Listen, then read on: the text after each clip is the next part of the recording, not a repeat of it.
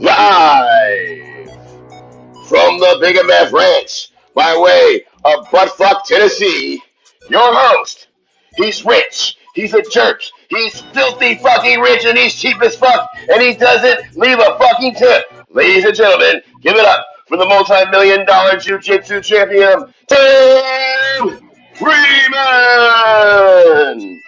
And also co-hosting from the Big MF Ranch in the 209 Stockton, California, by way of Lodi, the Big MF Matt Freeman! And today's special guest getting ready for his Combat Jiu-Jitsu World main event bout against the Cowboy, Donald Cerrone, Craig Jones. Ladies and gentlemen, this is the Inside BJJ podcast. Nice. You almost got it done in time. You nailed the whole thing, just a little slow, but that was good. That was real good. This is a pretty big combat jiu-jitsu. I mean, you're talking like slapping these motherfuckers.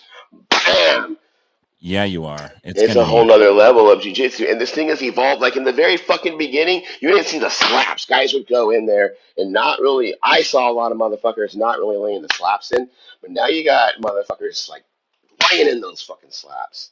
So, yeah, you do. You got guys training for it. You got guys like specifically throwing slap combos. Slaps. Oh my, that's gotta suck, dude. Training to get slapped in the face.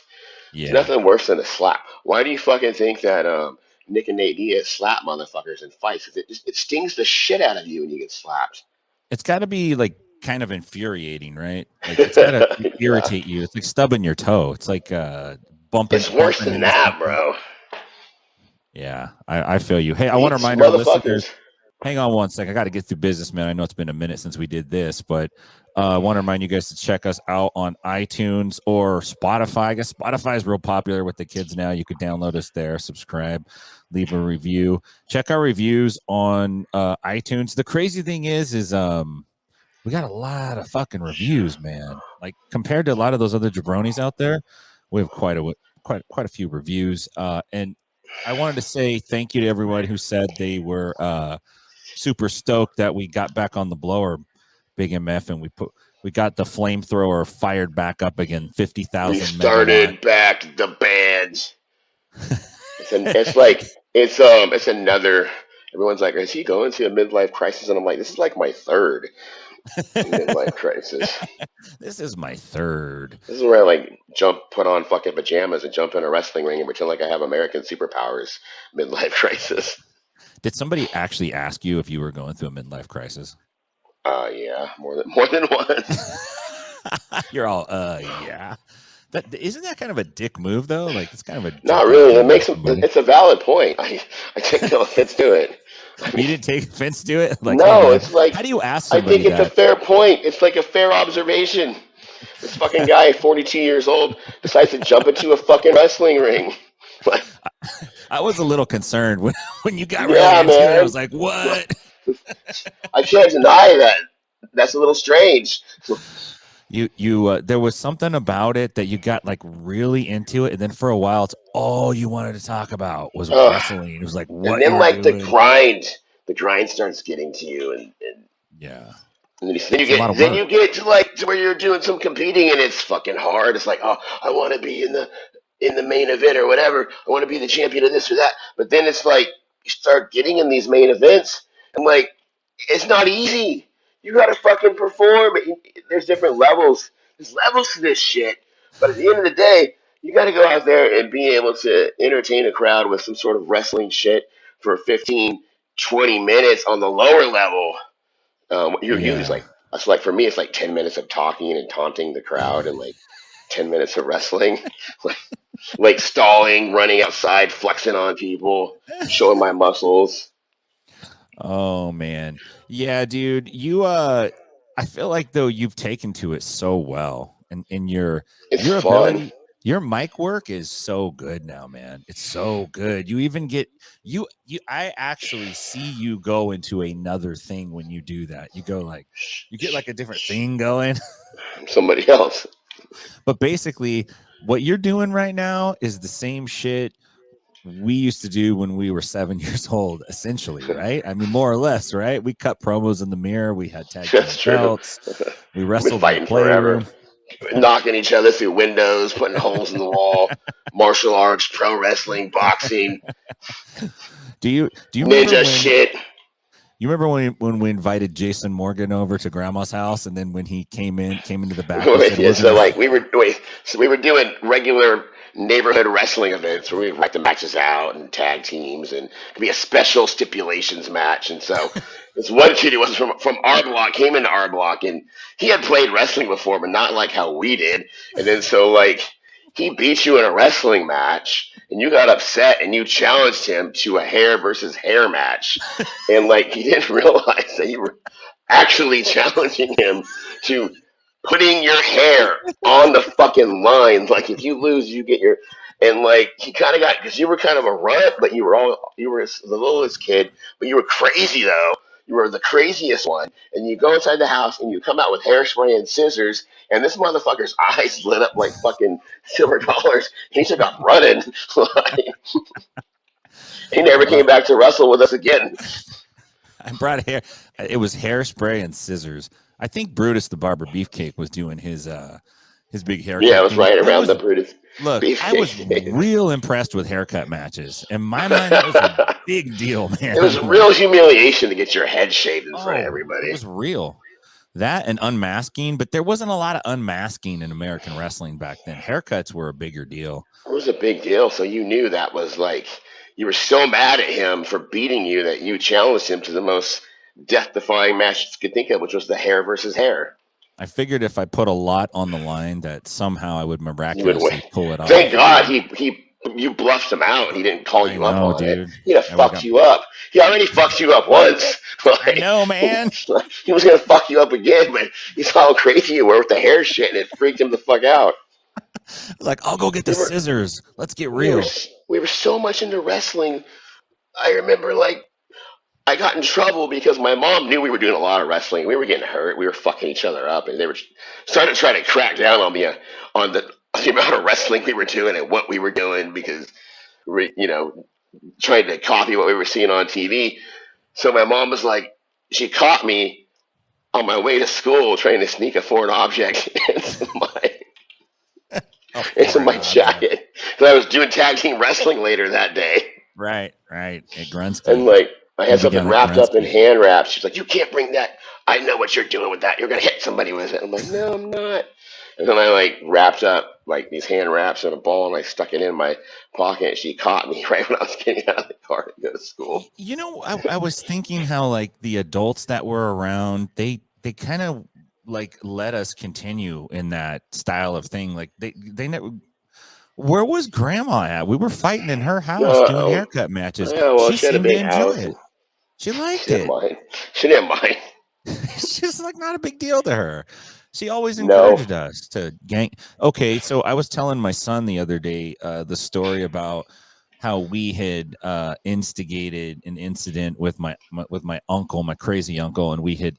So at a time he was under some heavy psychosis of some kind, and we had told him that we saw somebody walking out in front of the house looking in the garage or something like this, and he said, "Oh, okay," and he went to jump in the car, and I told Noah, like, Matt and I were like, we're going, and we jumped in the car too, and my grandma was just like, "Yeah, you go gang up on him." Like there was no like, "Hey, don't go out there, don't do that, something bad could happen." It was like, "Yeah, the three of you can take him, go for it." Yeah.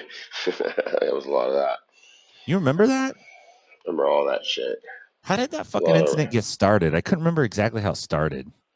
What? Which incident? Like the biker guys that he called out, that he was yelling at across the Pontiac, and said, "You're looking at me funny," and they said, "You're a funny looking guy."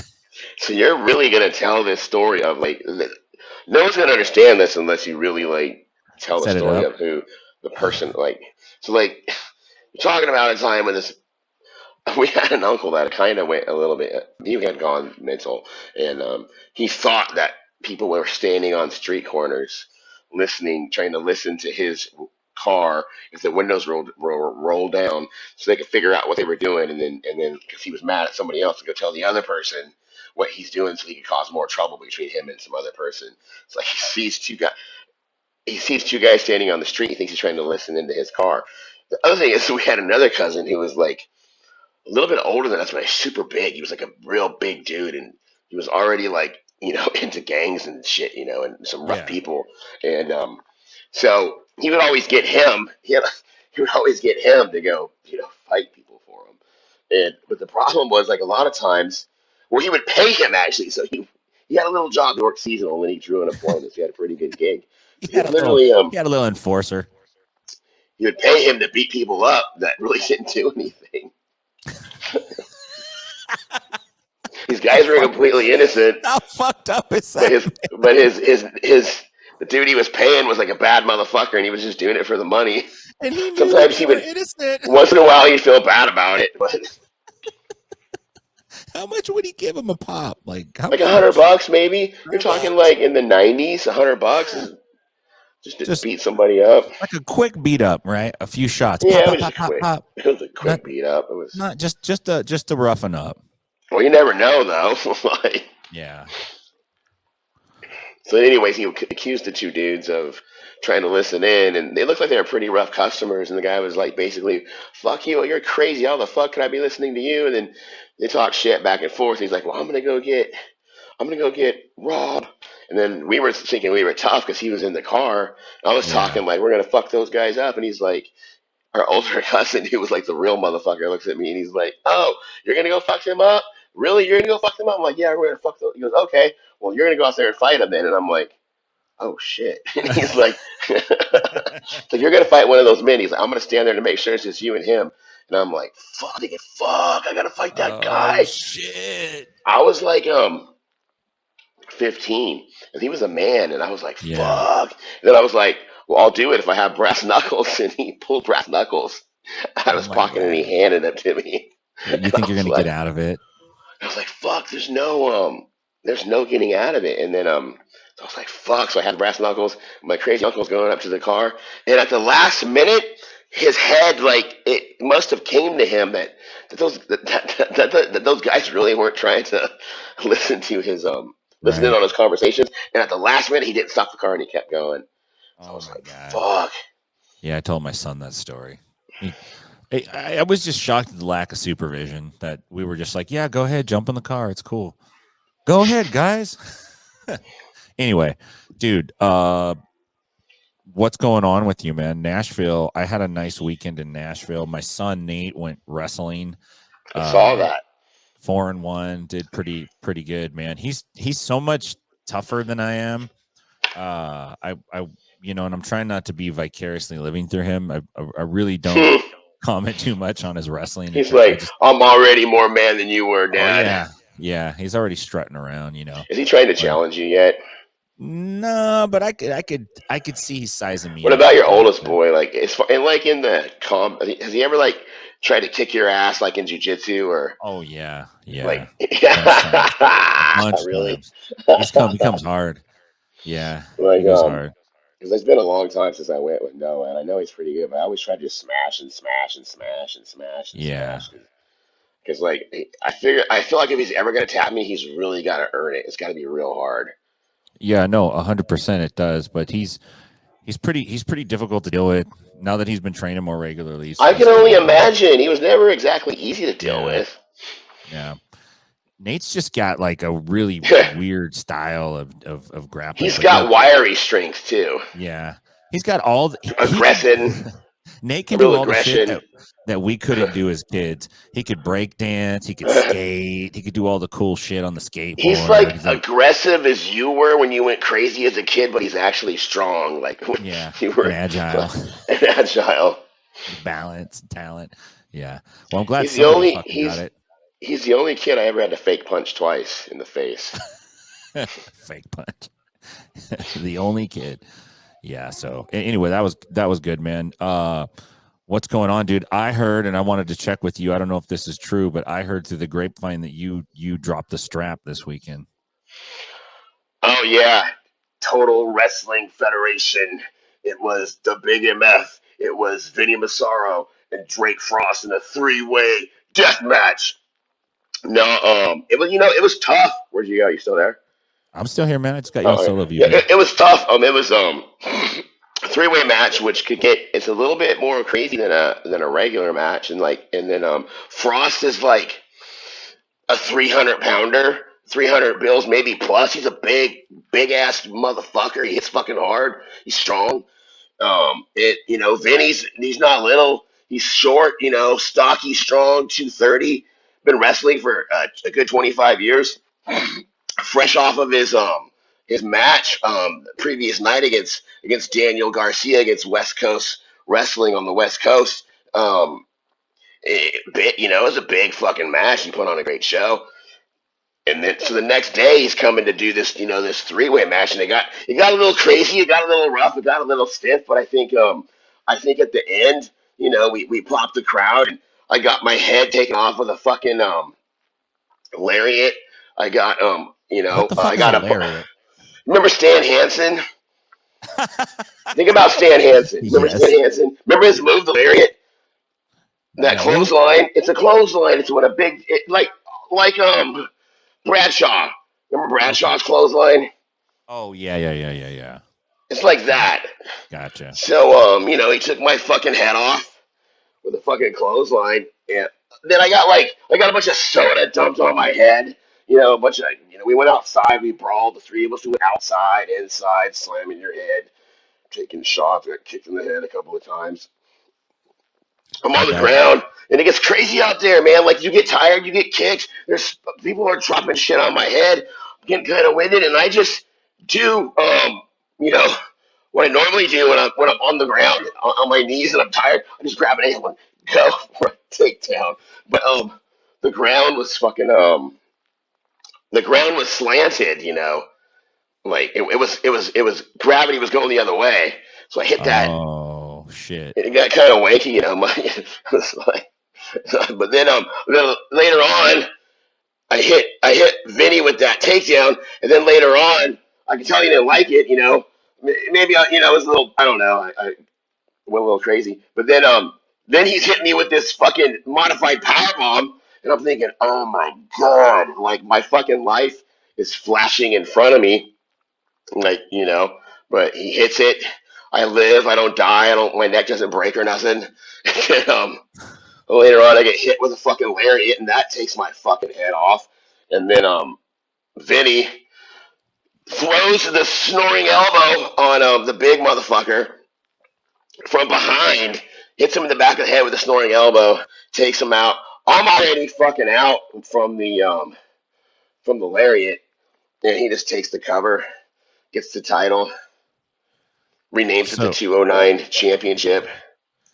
So are you gonna get a chance to get it back? You know what? Eventually, I'm gonna have a little bit of patience here. A lot of times, if you think about it, in fighting, right? In fighting, a lot of times when you lose, sometimes the worst thing you could do is jump right into a rematch. You just jump right into defeat because you just got beat. You jump right back. You don't have time to go back and I'm gonna go back and I'm gonna scope out the field. Yeah.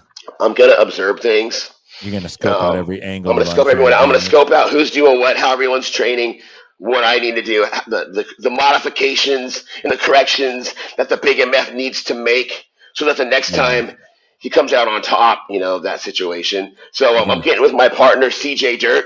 Fuck it, man. I won the TWF title.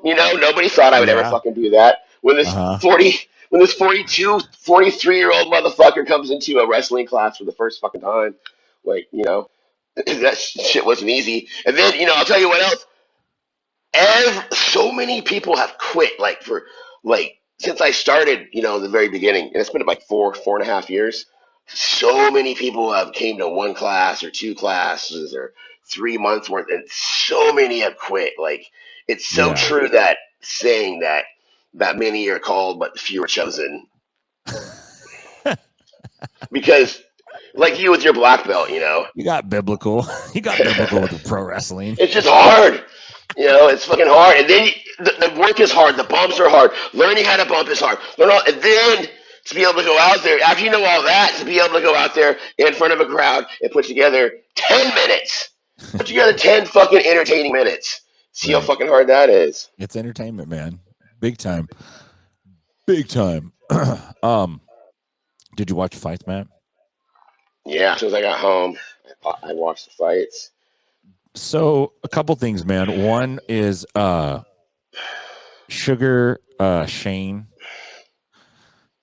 What do you think about him, man? What do Who? you Sugar? Who? Who Is the it fuck are you talking about? who the fuck are you? No, Sean O'Malley, right? Sean O'Malley. Yeah, dude. Oh man, did you see that knockout? The Yeah. technique, the switching from the power and the stance and Yeah. the hook. Right. Man, that was nice. What do you I think? Where do you think he goes from here, man? straight up, man. He's a big money dude now. I think he's big money, big You, fights, very entertaining. He's rising. He's a rising star. yeah, I want to I'm check not his gonna, fight record he's because very entertaining at the top of the list. He's got big fights coming up. I think he's a big money dude. It's not just about how many guys you can knock out, and he's knocking motherfuckers out, but the guy has the it factor. And oh, the he it factor is certainly what is. makes you the fucking money, plus your Yeah, abilities. yeah. No, you're right. It is. I was trying to see, did he come through Dana White's fight Fucking show? fine now.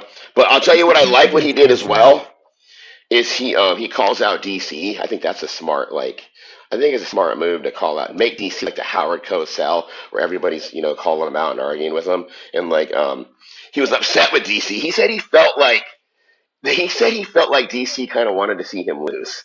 Like that's what he Oh, felt by the interesting. way DC was calling his fights. And then he was mad because one time and see I agree with him. I've always had this philosophy. He's like looking at the clock and he's like, DC's making a big deal. Oh, he's looking at the clock. He's getting tired. He's like, well, fuck yeah, I'm looking at the clock. I want to see how much fucking time is left. He's like, if a basketball player's going to check the clock, a fucking football player's going to check the clock. Why the fuck wouldn't Yeah. a fighter? Yeah, DC does kind of have like some opinions now, but I think it's all part of his shtick now Dude, of it's a being a stick, and the guy. You know? smartest thing in the world you could do as a fighter Yeah, is to pick a fucking beef with DC. You just like you had Muhammad Ali and Howard Cosell. It's yeah, fucking entertainment. yeah. It for sure is. Man, I just thought he looked real good, dude. He does have that one loss to Cheeto Vera, which that was a good fight. Do you think he tries to get that one back, or do you think he just tries to sidestep that? No, I think they I have just to. go move on. Maybe I try to move on unless you really want to take that fight. But right now, just keep going. Don't go backwards. Who is that If guy that beat him? Is he nearly as popular as O'Malley? No, I mean he So lost. fuck him. He lost it. Well, here's the thing, though. He is pretty damn good, and he's I'm not pretty saying he's not, popular. but I think Yeah, O'Malley is the household is right now. Sean O'Malley's close to being a household name. He's got the first of all the name Sean O'Malley. It's catchy. He's got the fucking hair, the crazy talk, and then he has nice highlight reel knockouts. It's the fucking yeah. recipe for success and money. Everyone knows who the guy is. Everyone's talking about him. What's the other guy's name again? That Cheeto Vera. Cheeto Cheeto Vera is Bear. pretty So well. Cheeto, yeah, I know, but I forget his name all the time. I don't forget Sean O'Malley's name. I did. I thought he was Shane. When's the I'm a last time fucking idiot. Cheeto Rivera fought? You're Oh, looking. he just fought. Who did he fight? He fought Frankie Edgar. I You're think it was right. Edgar. Yeah, he You're whooped right. him. I Yeah, and take it then he back. I beat. take it back everything I said. I'm saying it's hard for the average person to stay up on these fights, and even though guys beat big names, the Yeah, person I think the people, unfortunately, the people that matter the most are the ones that the people who don't follow the sport that much know who these guys are, and they're willing to buy things and pay attention when that particular person is fighting. I think Sean I O'Malley got could you. beat that guy. What were your thoughts on Pedro Munoz, Dominic Cruz? I'm so impressed with Dominic Cruz. I mean, his age and the way he changed his approach to fighting, the way he changed his approach to his life, and the way he looked at Yeah, things in general. Great fight. He got nailed. He got knocked on that one particular street.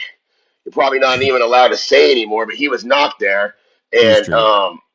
yeah, and and he survives, and he came back and just does what Dominic Cruz does, and I mean the guy's had one hell of a career, and he's still on a good fucking run, and I'm rooting for him. I'm 100%. I used to not even like Cruz.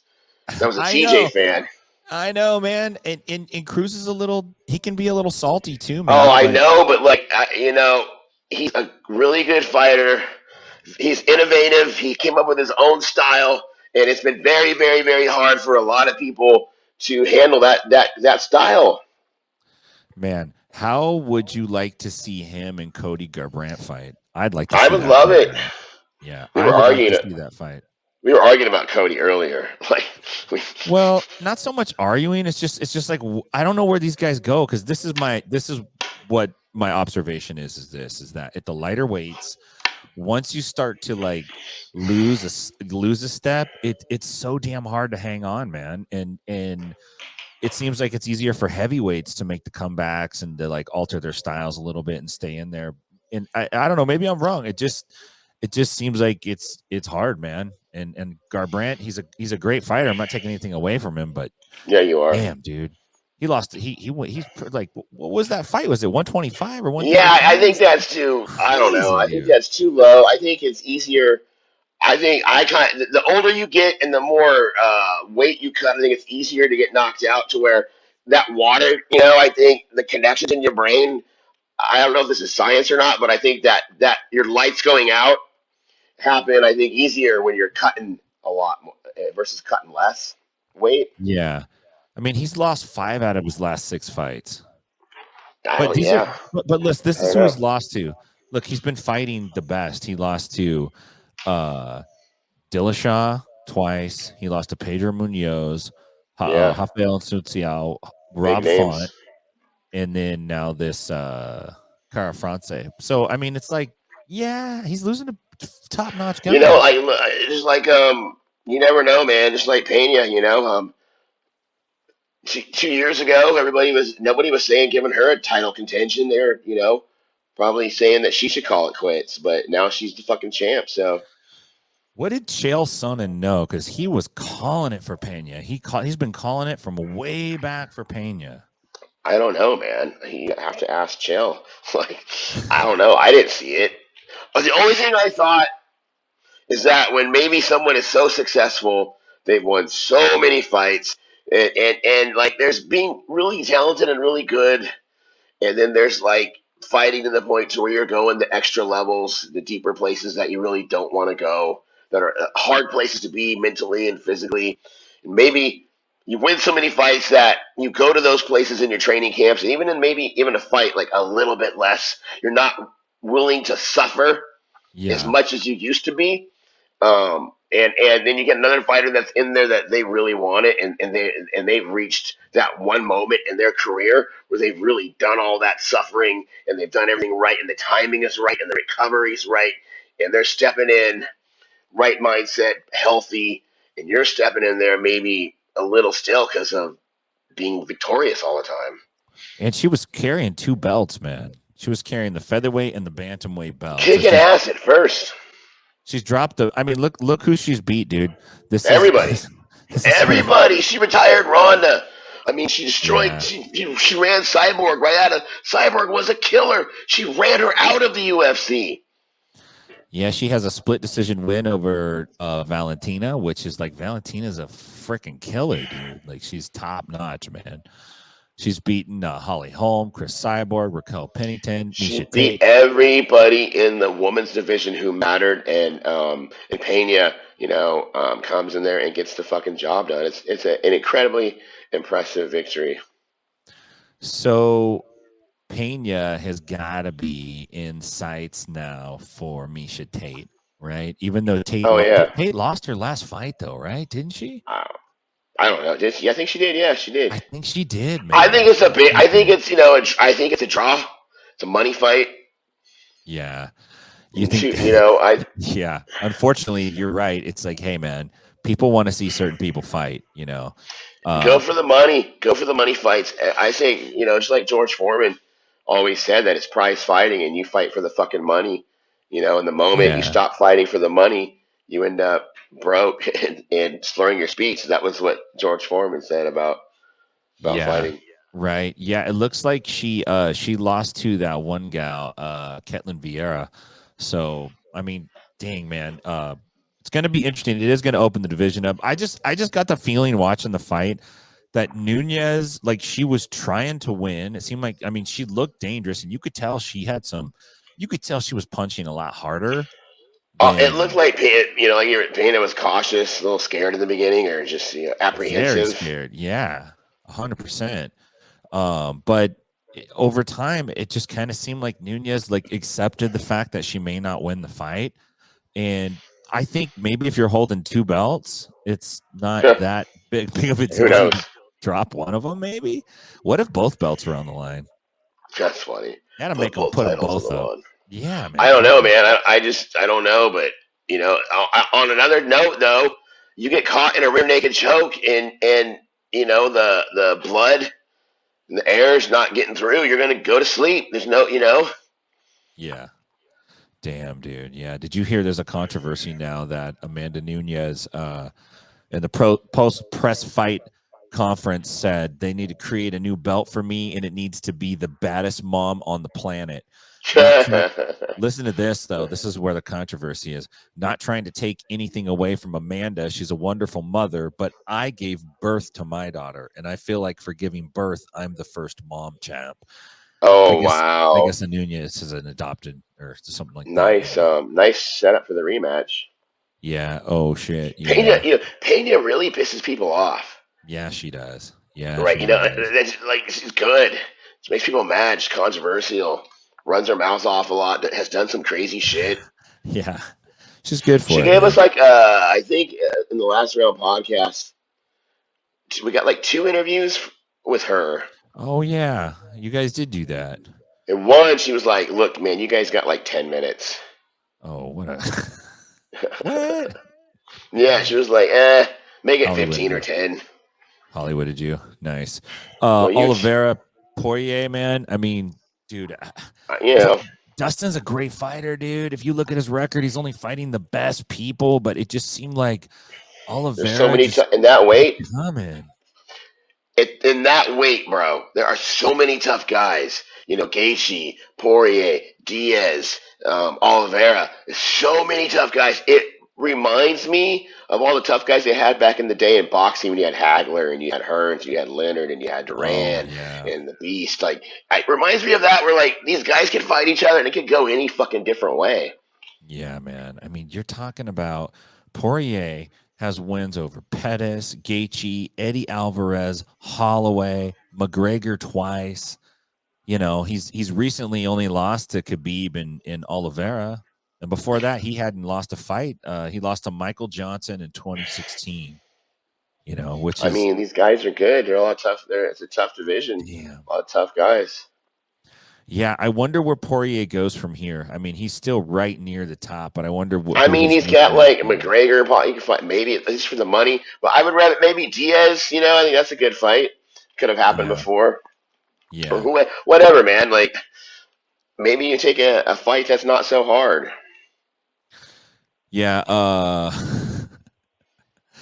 Nate Diaz tweeted I saw that after the these fight how days. Connor let DP fuck him up hella times. He sucks. And then he said, "These guys don't get any better." McGregor jumps in. "You lanky string of piss. He got lumped around and got lucky twice. That's it. Is what it is. Embarrassing night for him. All right. That close guard game. What the fuck was that? Wow, shocking. All good. Happy Saturday night, horse. Yup, yeah. It's proper 12 day tomorrow." What did you think it was open guard game? Of his close guard game? Well, The I mean, close guard. he said that he was trying to not give up his back. And I Hmm. get it because Oliveira's back game is so damn strong. Like that's his specialty is taking backs and choking your neck. And he almost choked Poirier out standing a couple times. So the problem was that he Yeah, wasn't. I think Connor's talking shit, but he's the guy that actually gave his back, I like know. I know. Yeah, but we live in a world where twice, like you don't even have to admit what happened. It's only what's going on right? right now. Nobody cares, man. Yeah, I think that he was trying to not give up his back. He's trying to stay in it, but it's fucking hard, dude. Those guys are so damn good at that level, dude. And the amount of violence that they're bringing, the intensity that they're bringing, it's close guard's going to be real hard to play. I was surprised though that he didn't like try to throw a sub up or do anything. It almost looked like he was hurt to me. I mean, shit, dude. You're fighting. There's no telling what can be wrong. Like in the middle of a fight, where the person's body is at, and how it feels, and if they're hurt or tired.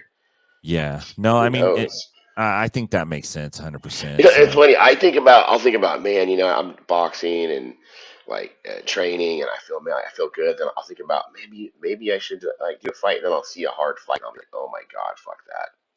I know, man. For every good day that I have at jiu-jitsu, I have a bad day now. So it's like, fuck, man. Some days you come in and you're like, yeah, and the next day you come Well, in and yeah, you're like, you can't be strong all the time. I mean, shit. I mean, no. that's why you like that.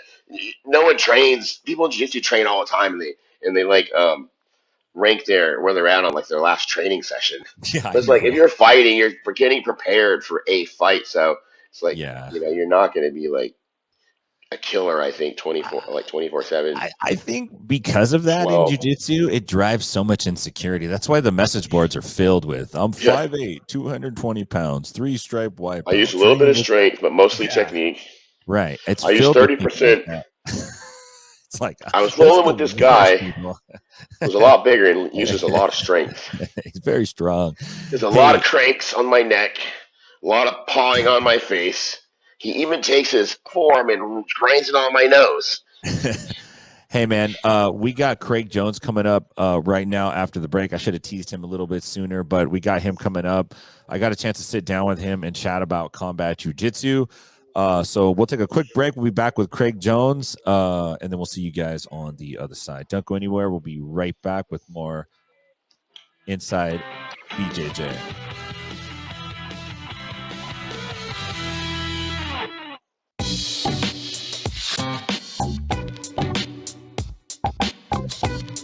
I'd like to welcome you back to the Inside BJJ podcast. We are joined on the line with the one and only Craig Jones. Craig, Combat Jiu-Jitsu coming up in Mexico, December 19th. Donald Cerrone. How big of a deal is this for you, man? Yeah, I mean, I'm excited. It's awesome. Obviously, I think Cowboy is one of the biggest names in MMA, and I think probably at the end of his MMA career, I would say. So probably perfect timing to secure a match with him. How did it even come about? Like, how did you get word of it? Did somebody have to give you? Did Dana White have to get involved and give an approval on this? Like, how did this shake out? Well, what was strange is I met Cowboy at Submission Underground when he beat Rafael dos Anjos. That was actually Oh, a that's funny right. night because he armbarred dos Anjos in overtime. Dos Anjos said he didn't tap, so backstage there was a bit of a big deal about that. And then Cowboy's like, "We'll do it again, but you guys can pay me 2 times." And Chael was like, "All right, let's do it." So that's the first time I met Cowboy. And then during filming of The Ultimate Fighter, I ran into him at the Performance Institute, and he was saying how he wanted to train. So we brought him on the show to train with the guys. And then I rolled with him. It was actually quite funny. I said to him like 4 days before his fight, I was like, "Oh, how hard do you want to roll? Should we be careful?" He's like, "I'm not fighting for 4 days. I'm fine." He's like, "Go as hard as you want." And then when we finished training, he's like, "I'm going to call you out for a grappling match." He's like, "I want to have a grappling match with you." So I was like, "Oh, that sounds amazing." So I've been trying to put it together. I tried to put it together on Submission Underground, but they didn't go for it. But then Eddie hit me up randomly saying that the UFC Fight Pass wanted to put together like a high-level grappler versus high-level MMA fighter meet in the middle match. And I was like, well, I said, Eddie, Cowboy wants to go. Let's set it up. What was Eddie's reaction to that?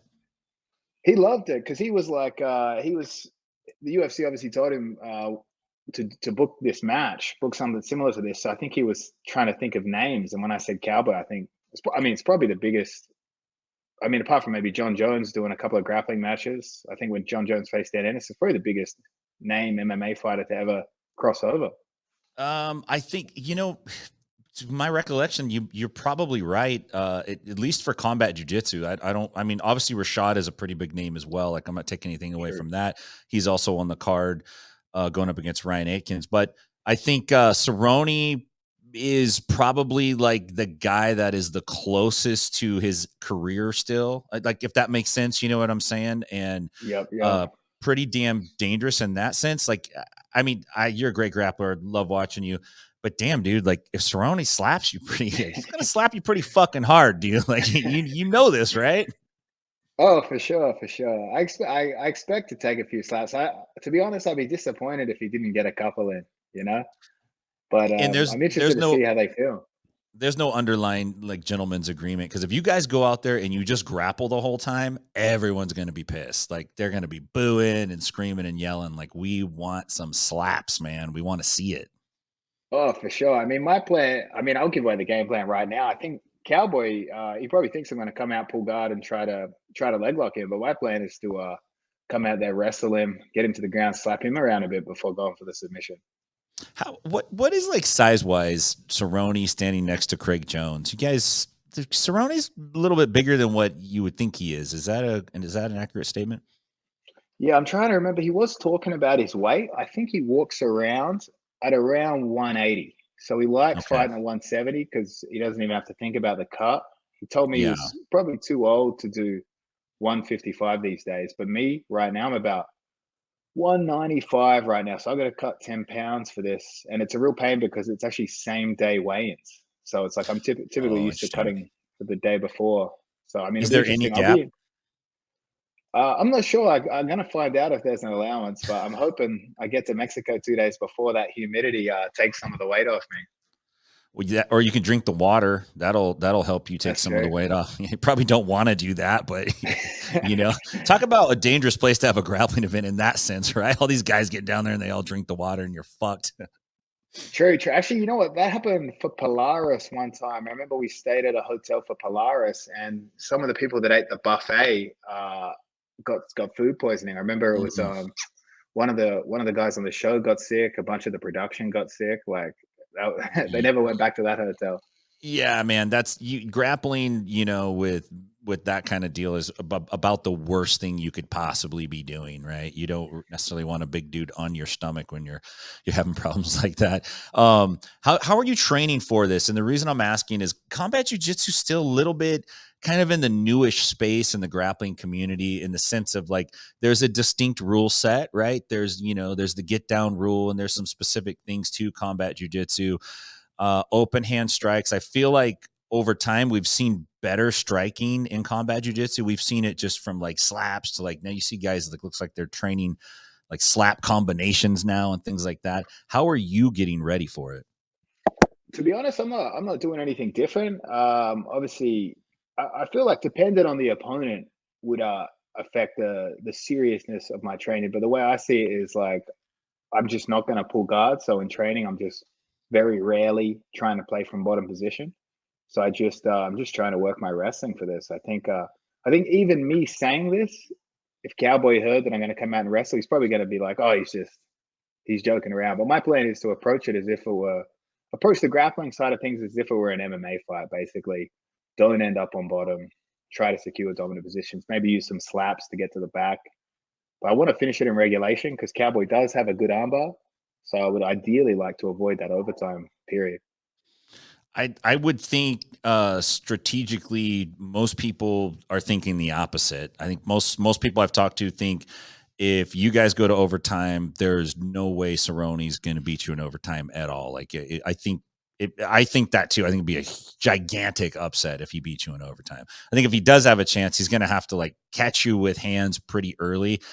Obviously, he's a competent grappler. He's tapped out people in the cage. It's not like he's not used to violence with submissions and jiu-jitsu and all those things. He for sure is.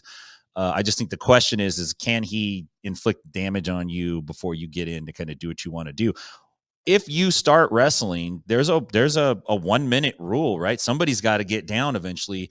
What's your strategy going to be if you win that coin toss?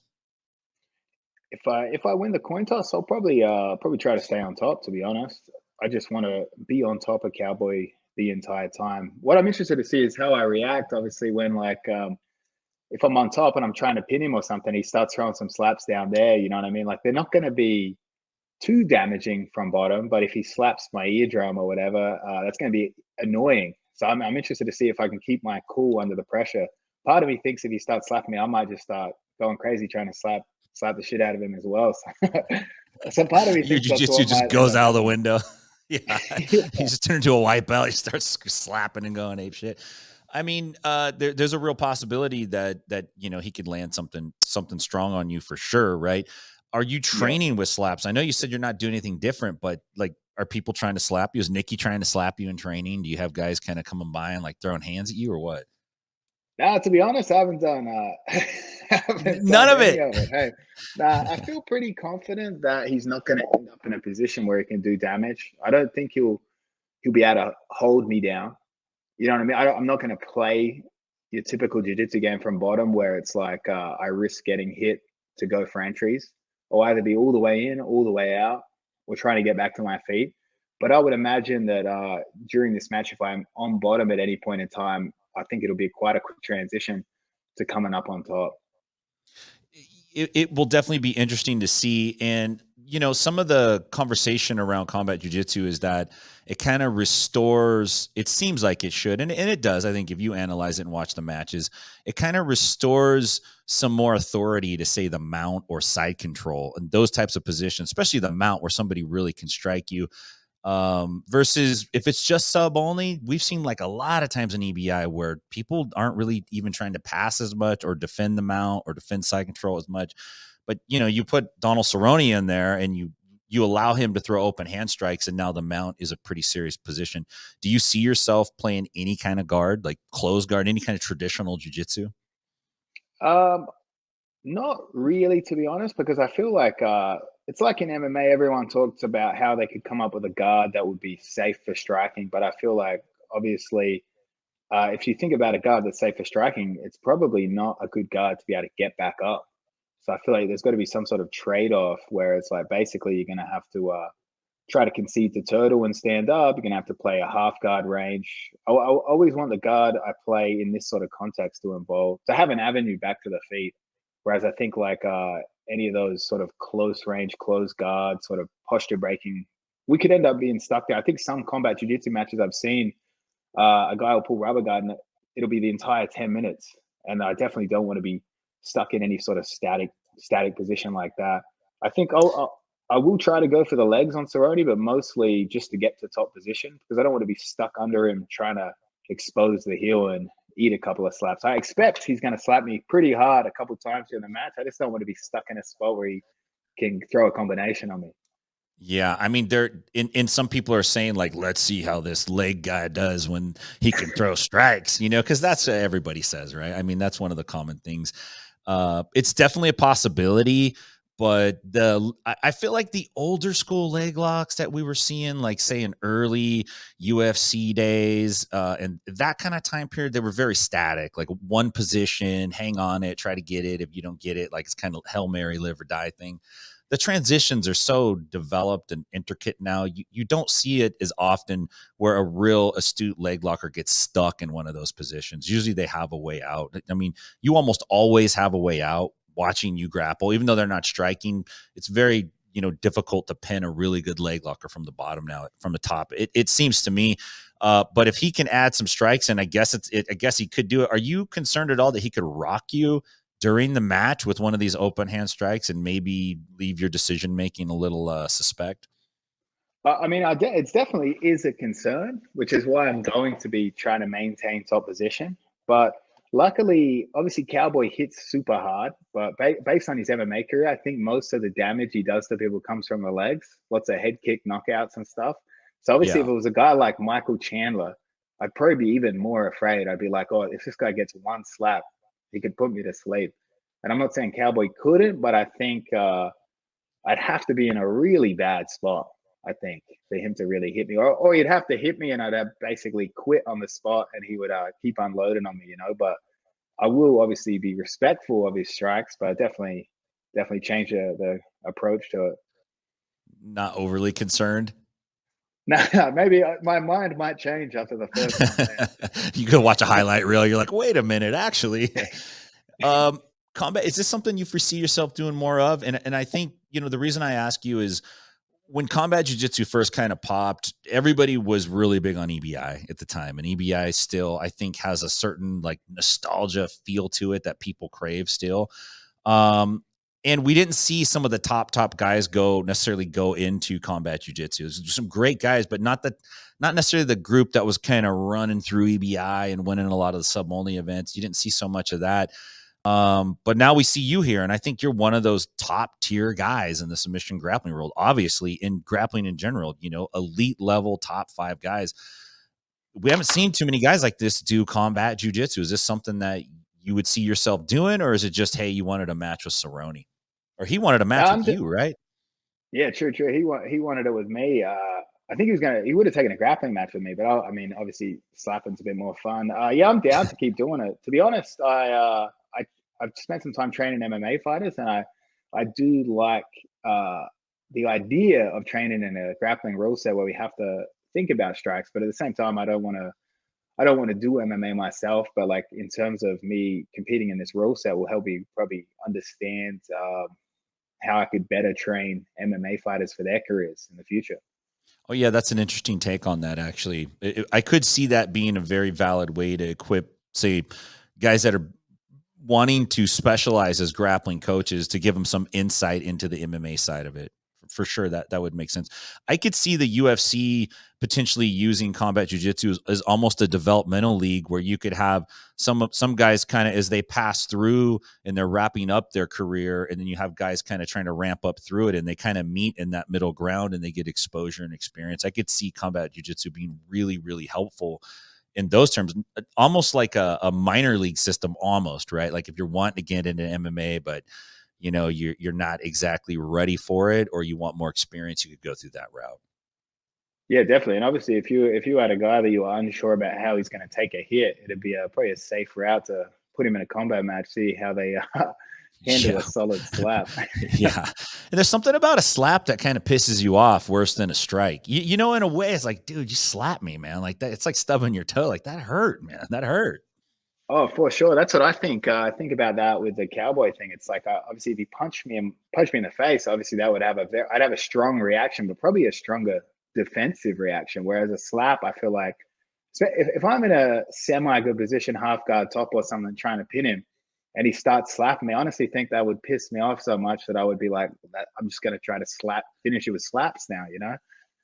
Let's say Gordon Ryan strikes Andre Galval instead of slapping him. Does it change the dynamics of that situation? It does, right? For sure. I mean, I think Gordon rocked him with a slap. So I don't know. He might have knocked him out with a punch, to be honest. Well, I mean, it's just like slapping is like, damn, you slapped him, It's man. disrespectful. It's disrespectful. Hit me like a man. Like punch me, man.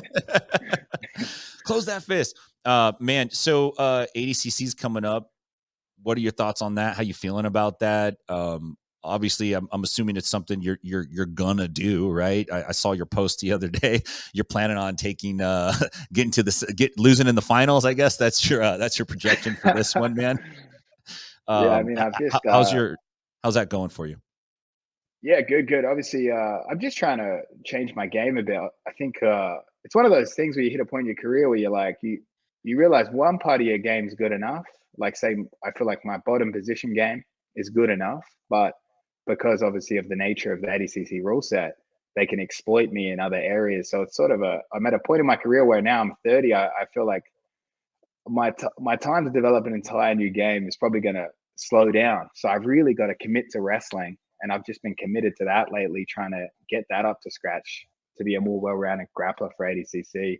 But definitely, I think if I bring my wrestling up to scratch, I feel pretty confident passing and the pure jiu-jitsu areas. It's just if I can bring the wrestling up to scratch, that'll be the focus to take out ADCC, especially to do some damage in the absolute division as well. Do you think wrestling is the most important of the skill sets in ADCC to have strong wrestling? Do you think it's more important than the others?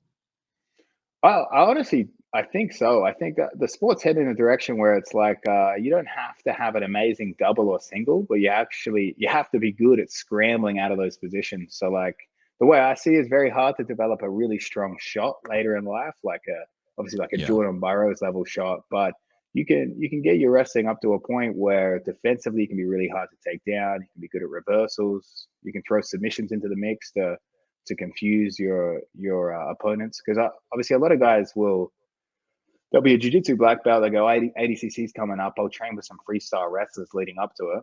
And then what ends up happening is when they stand, they just do freestyle wrestling. And when they're on the ground, they do jiu-jitsu. So I think it's like whoever can blend those two the best will be able really dominate those standing scrambling positions for ADCC. It seems like to me, just in the jiu-jitsu world in general, wrestling has always been kind of a little bit of an afterthought for whatever reason. Maybe it's because wrestling, especially in America, is like its own thing. Like wrestlers have a very distinct culture and a very distinct work ethic. And traditional jiu-jitsu is kind of the same way. Like, hey, the wrestlers come in, like, instead of working together, I think originally there was a little more competition amongst them, but I feel like the jiu-jitsu world is really starting to embrace wrestling. Like this is a really important skill set to have. It's grappling. It's not wrestling, right? It's just it's a functional part of what you're doing. Like how can you be well-rounded if you don't have wrestling? Yeah, for sure. Plus, I think everyone's just looking for a shortcut throughout jiu-jitsu history. I guess like everyone looks for Right. an opportunity to exploit others' weaknesses. Like we had like deep half guard, 50-50, berimbolo, worm guard. We had heel Yeah. hooks, and I think people's average level of wrestling is so weak that is an Mhm. area to exploit. So I think really everyone's just looking for a way to beat people that are maybe better than them in other areas. It's exactly what I did with heel hooks. I thought to myself like, I can't beat these guys at their own game. Let me try and find an area where they're vulnerable. And that's where heel hook sort of helped elevate my career. And then I honestly think there's aspects of positional wrestling that we can do the same thing with basically. Yeah, that's an interesting thought.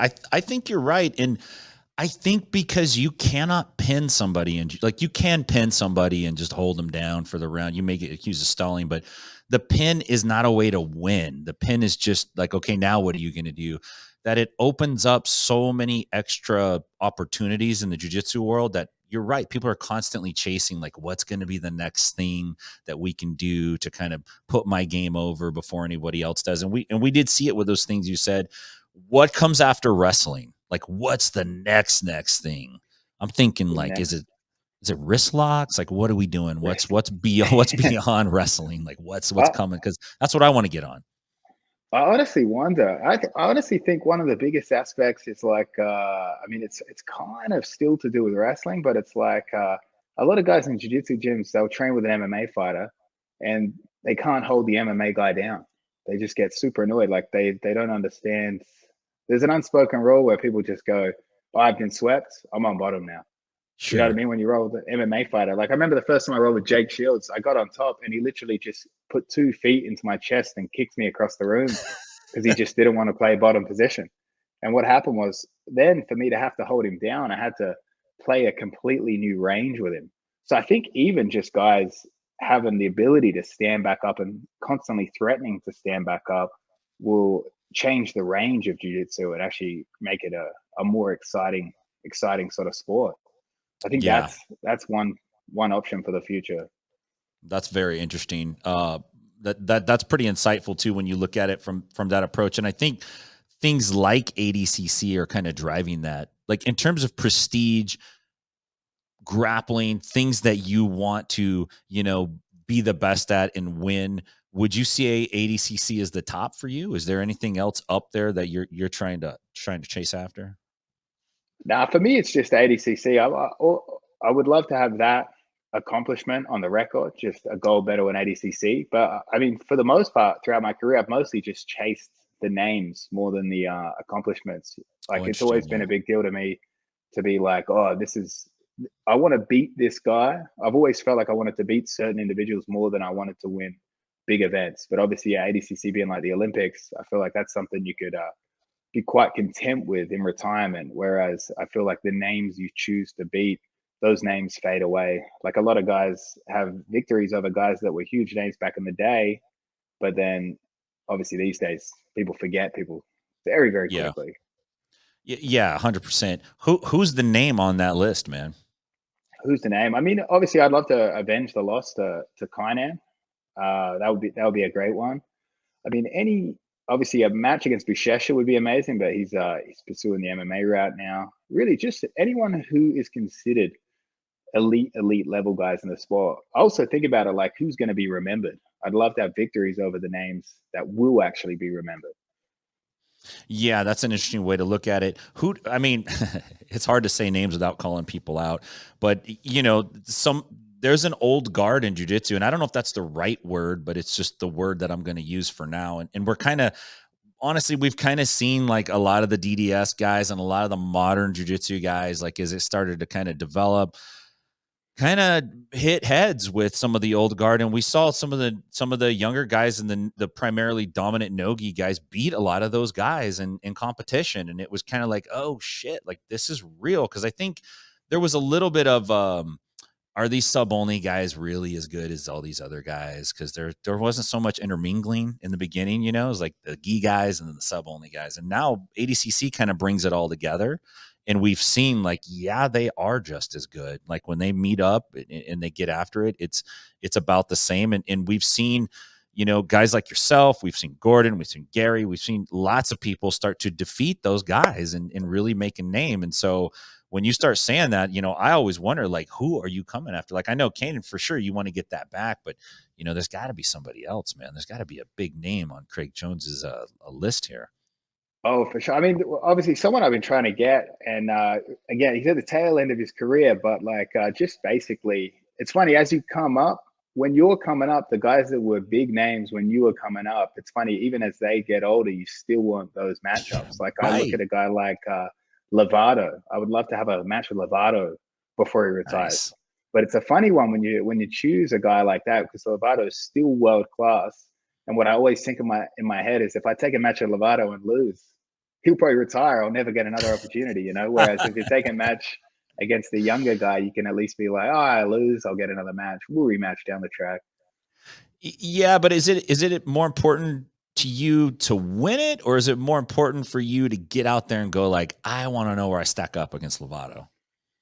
Yeah, I mean that's it. That's it for me to feel what those guys are like on the competition mats. I've trained with Lovato in the gym, but it's like it's an impossible measure. I remember a classic example for me was back in the day, prior to ADCC 2017. I trained with Keenan in Singapore, and we rolled pretty hard. And I remember walking away from that roll thinking, oh, like I did pretty well with him. And then we competed later that year, and he beat me pretty convincingly. And I remember thinking then, it's like, yeah, true. It's like you really don't know someone's level until you compete against them. So it's like, although you get an indication of some of their skills in the gym, there's only one way to find out. Yeah, yeah. When you started jiu-jitsu, was this a goal of yours to get to the top of the grappling world, or were you just like casually grappling? How did that even come about? For me, I mean, it firstly started because I just didn't want to work a 9 to 5 job, to be honest. And then I would just like set the goal a bit high. I'd be like, I want to be the best in my city, or best in my gym, best in the state, best in the country. And I just kept sort of shifting the goalposts. And I mean, that's basically how I found myself here. And yeah, just like I was talking about, trying to be on the cutting edge of technique, trying to have those secrets to sort of close the gap, because I didn't come from a world class gym or anything. Is that, I mean, is that one of the reasons why you moved to New York? Did you feel like you were going to get in on that kind of world-class level training in the basement there? Was that kind of the driver for that? Yeah, for sure. Because I left Adelaide, and in Adelaide I just had one training partner that was like, me and him would train all the time. We're at a gym, a tiny gym, and then I moved to Melbourne end of 2015 and trained as a purple belt. I was black belt about a year after that. I got my brown belt immediately. Then I got my black belt. Then after ADCC 2017, so I trained probably 2 years with Lachlan Giles before just having a splash at ADCC, hitting the road. And then, yeah, then I moved to New York because I'd visited New York. The main selling point for me moving to the DDS was just I went to Henzo's, and it was like basically 2 sessions a day, and there was like 100 guys there, and it was really like there was a lot of tough people in the room. So I remember just being so impressed. Like in Melbourne, I had a few good training partners, and obviously Lachlan. But in New York, it was like there would have been 10, 15, maybe 20 hard rolls. So it meant that like I could do 6 rounds every training session with 6 different high level guys. And I remember just being like, wow, that's something special, hard to find in a no-gi room around the world at that time.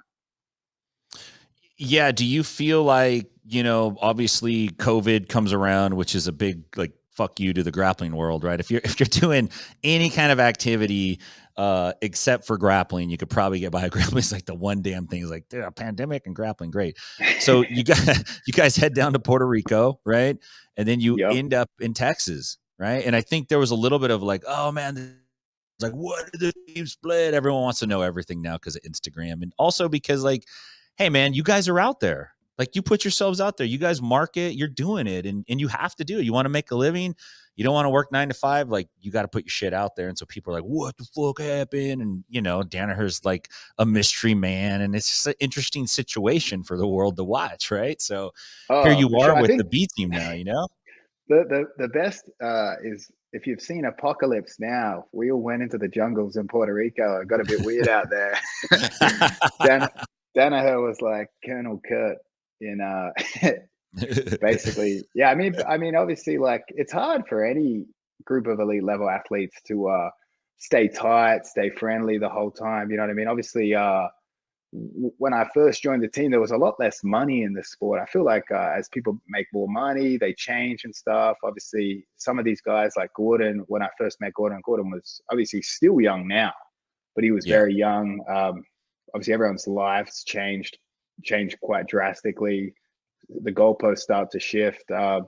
We basically had a real good team leading up until ADCC 2019. I think the team sort of just like the world did when COVID hit. Things started to get a bit weird. Obviously, we had some personality issues, and really, I guess I would say that the personality issues were sort of exponentially grew as we became isolated in Puerto Rico. Whereas in New York, we show up to the training room, maybe 20 to 30 different people during COVID we'd have in these sort of semi-private sessions. Down in Puerto Rico, 10 to 12, you know what I mean?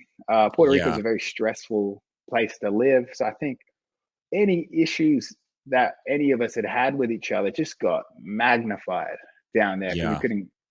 we became each other's only friends. Like, it's just, yeah, it just got crazy. So the team sort of just shifting goals. We just went in different directions there. Basically, I mean, it seems to me like basically just split in the middle, and then we all ended up in Austin anyway. I think everyone wanted to be in Austin because of obviously Flow Sports and the Joe Rogan connection and stuff. So it's just obviously none of us are friends anymore. Like, obviously it's just Really? it's Speaking just the terms, you guys nature. talk or? No, none of us. We don't talk anymore. But yeah, I think it's the nature of it. Like, I think any successful jiu-jitsu team around the world, there seems to come a moment where 1, 2, 3 of the top guys split off, make their own team. It's just the life cycle of gyms. I even think on small level Yeah. gyms, like a guy will bring a guy up to black belt, then that guy will have a personal problem. He'll move down the road. He'll open his own school. It's just a part of the sport, I feel like. Unfortunately, you're 100% correct. I think the only way out of that is to build it into your program, whatever your program is, that you're going to develop people and help launch them out. Like, you can't expect it to stay together because it won't stay together. It won't. It's just one of those things that doesn't happen. I mean, it's really interesting that everyone's down in Austin. And sometimes I think like, damn, dude, if I was just like Joe regular guy that busted ass a long time and then finally got a little gym running, and I'm like, yeah, I got my gym. And then it's like On It comes to town, 10th Planet Austin comes to town, and it's like fucking Gordon Ryan and these guys, and then it's like Craig Joe. It's like, dude, what the fuck, man? It's like, he's moving. He's like, you're gonna have to move somewhere else to run your gym, man. But I imagine the community there is probably pretty rad, man.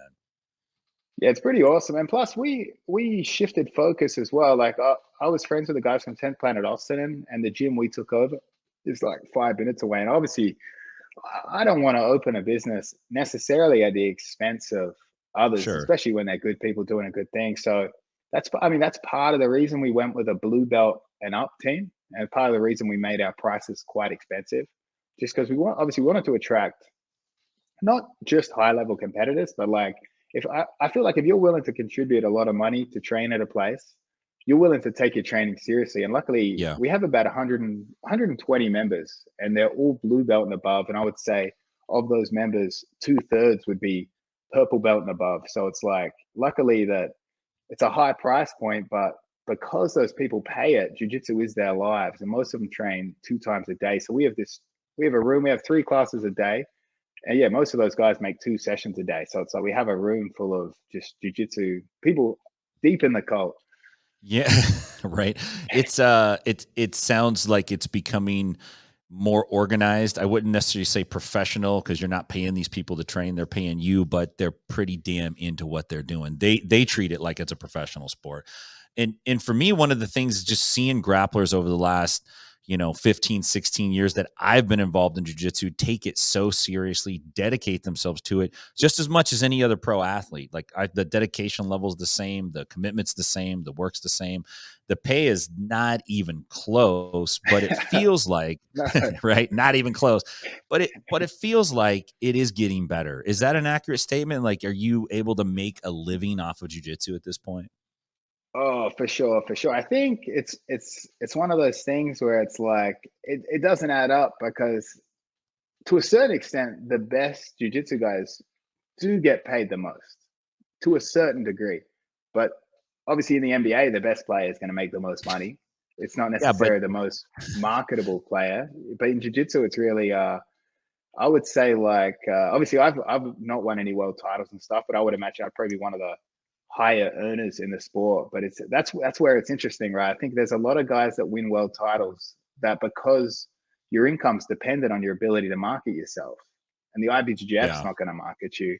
That there's a lot of guys out there that are world champions that are dead broke, and I think unfortunately that sets the tone for the sport. But there are yeah, a lot of avenues to make money. Like for me these days, like rather than a sponsorship opportunity, I'd rather have a stake in the business and stuff like that. So I think there are ways to navigate it if you have a big enough audience to make pretty good money. Obviously not not boxing, not anything like that, but yeah. I would say definitely with the instructionals, thanks to like BJJ fanatics, obviously, yeah, you can make a killing off those instructionals.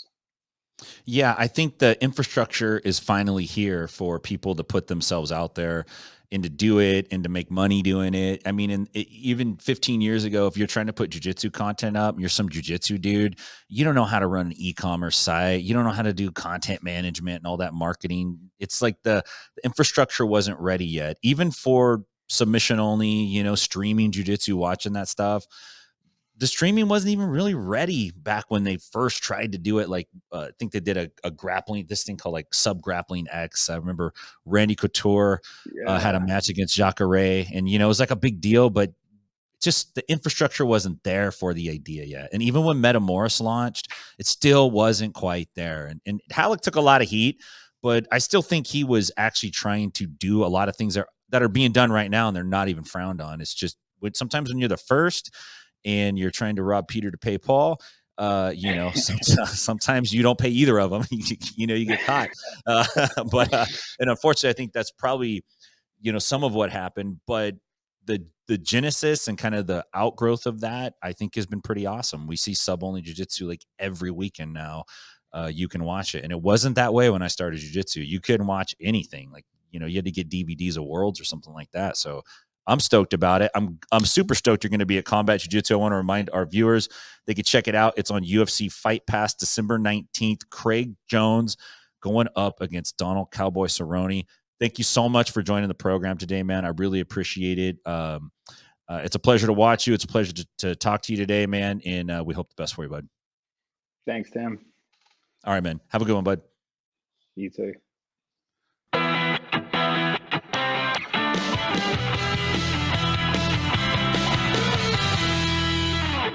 Welcome back to the Inside BJJ podcast.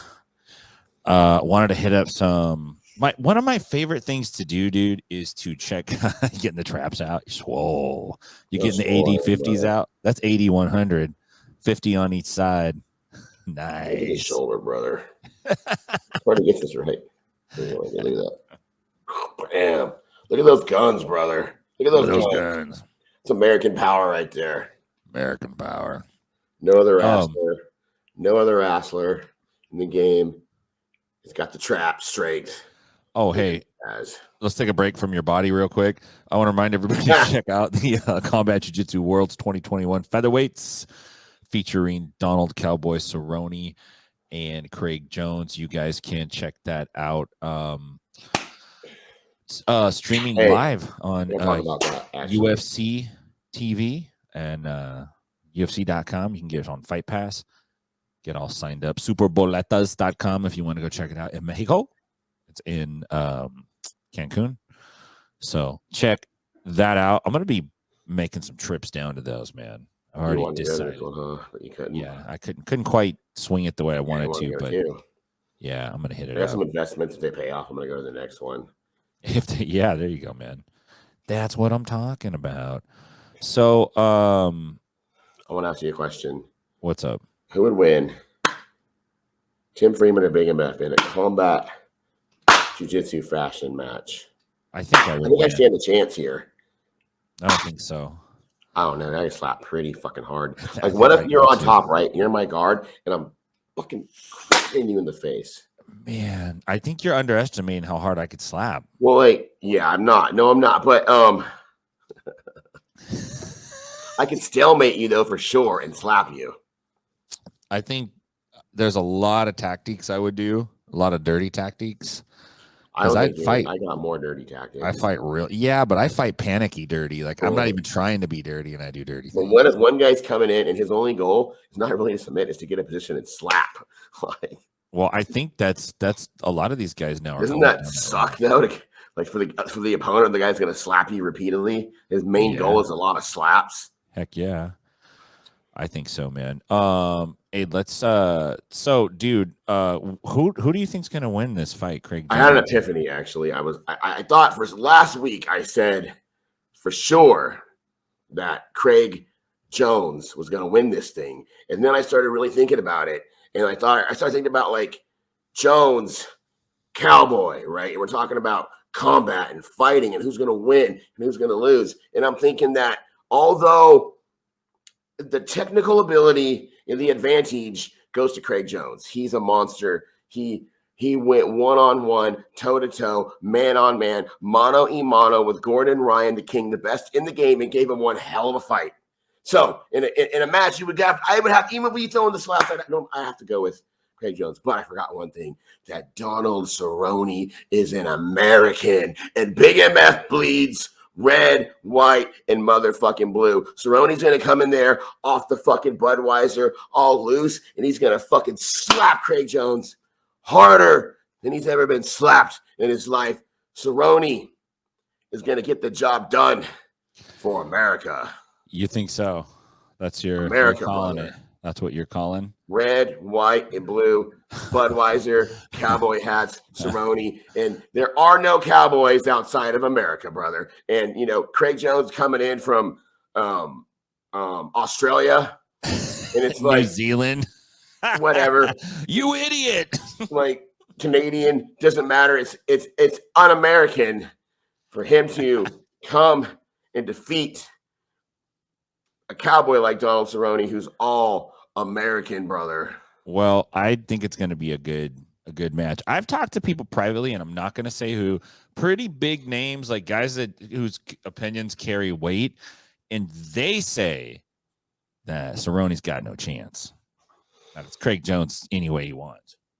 I mean, I'm not buying it. Okay, so what about well, this is a little bit different because I think, but Mendez and Glover. Remember that? Do you remember that submission match? Yes. And I thought, well, hey, man, if I'm not mistaken, is this EBI rules? Do they have overtime?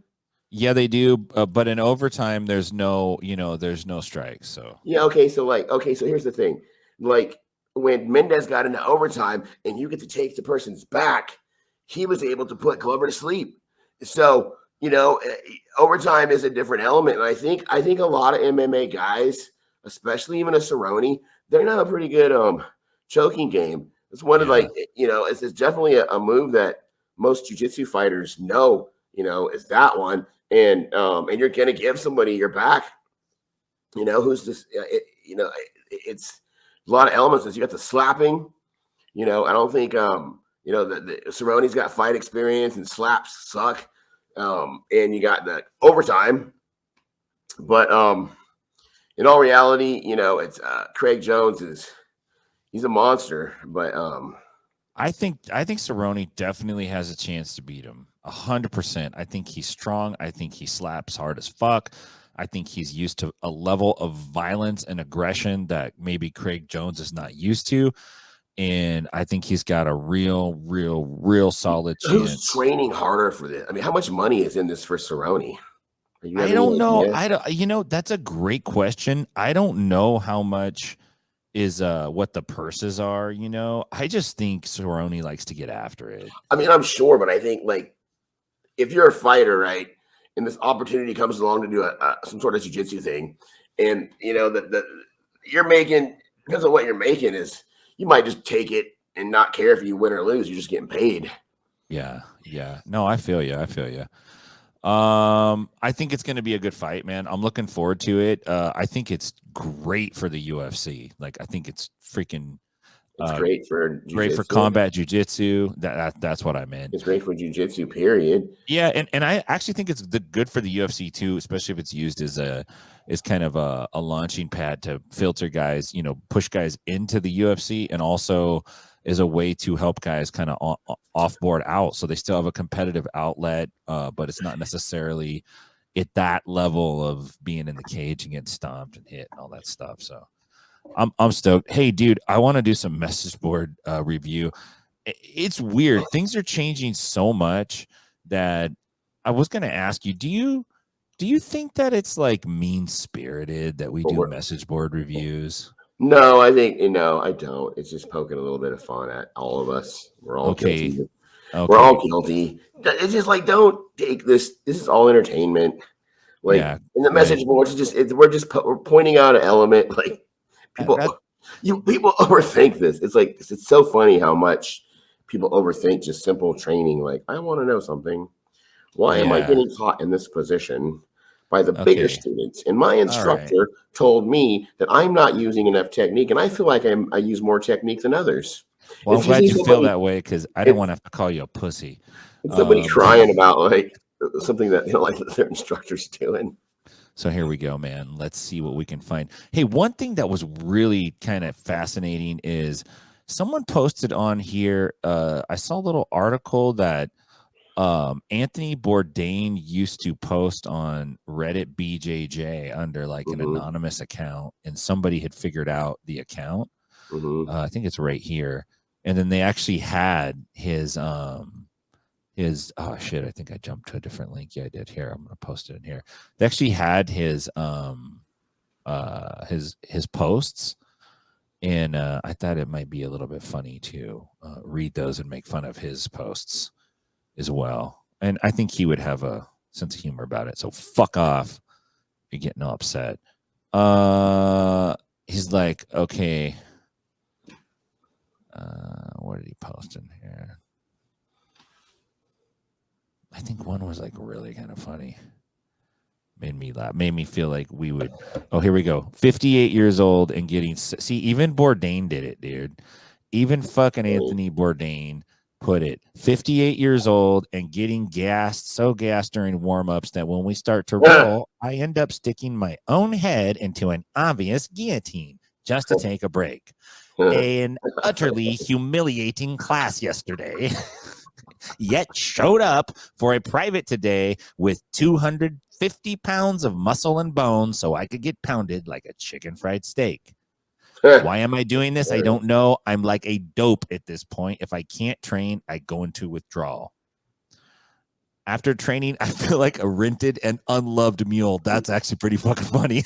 Dude, like what he's saying is like, okay, bro, I've been in classes where the warm-ups are pretty fucking intense. And it's like, damn, like you go through the warm-ups, and it's like, fuck, that was hard. How am I going to go through a class now? Yeah, right. Like one time I was training in this one school, and the instructor was like, he was good. He taught you technique, and you got after it, but you weren't really getting after it. Yeah. Somebody from Brazil came while he was on vacation, and this motherfucker had us training. Like the warm-ups were exhausting. I'm talking like bear crawls and then these fucking drills, and I was like, holy shit, this is real fucking training. Yeah, it gets real tricky. Misery when you're doing conditioning. Nothing is worse than fucking conditioning. Yeah. We're yeah, like, no. you know, like, and then you got to train. Yeah. Okay, I'm gonna throw up another one here. Let's go. I agree with him though. It can be fucking hard. Warm-ups can be intense, depending on who, like, you know. Yeah. Here we go. Too heavy for pressure. Dear Reddit BJJ, this guy's too heavy for pressure. He's too good for pressure. Like, he's too much. I'm too much. I can't even use press because I'm too much. I'll hurt you. Too heavy, so he can't use pressure. I come to you with a problem. Starting out with a bit of context, here we go. I'm a very average blue belt skill-wise and one of the heavier people at my gym with 190 pounds. These fuckers cannot make a thread without saying how much they weigh, dude. I swear to God. He's 190. He's 190 or the other guy. Every goddamn time, Big MF, every time. They got to say their weight. Being a bit heavy and coming down from being even heavier, I've naturally taken up pressure passing. Of course, because every fucking fat guy pressure passes. I'll smash the motherfucker. Here we go. Over, under, double under, smash passing. Huge fan. Yeah, me too. The problem I run into is that I've basically stopped doing it because when I do pressure pass, people start dodging me when it comes time to roll. I'm gonna stop. I listen. I've had this problem. Like, when people don't want to roll with me. No, I really. And it's not that like you, Tim. Okay, you're a really talented black belt, right? There's no doubt about it. Like, when you turn it up on me, you'll unless I'm really having a good day, you'll tap me out several times. But when I'm really putting pressure on a motherfucker, it's horrible. I know how horrible it feels, and like, some people don't like it. You know, you're smashing and their face and grinding their nose and your pressure, and it's like, I've had the same problem where people don't want to roll with you, and you just have to grab them and make them do it. Just grab them, get aggressive, and let's roll. You can't wait for people to come to you, and you feel a little bit, well, nobody wants to roll with me. I'm big and I crush everybody, so I'll wait to see. Fuck that. Just start grab motherfuckers, because these motherfuckers that don't like being pressure passed, they need it too. They need to fucking Everybody needs to fucking train, and you need to feel what it's like to use your skills against a guy who's strong and smashing the fuck out of you. No, you do. I actually agree with you.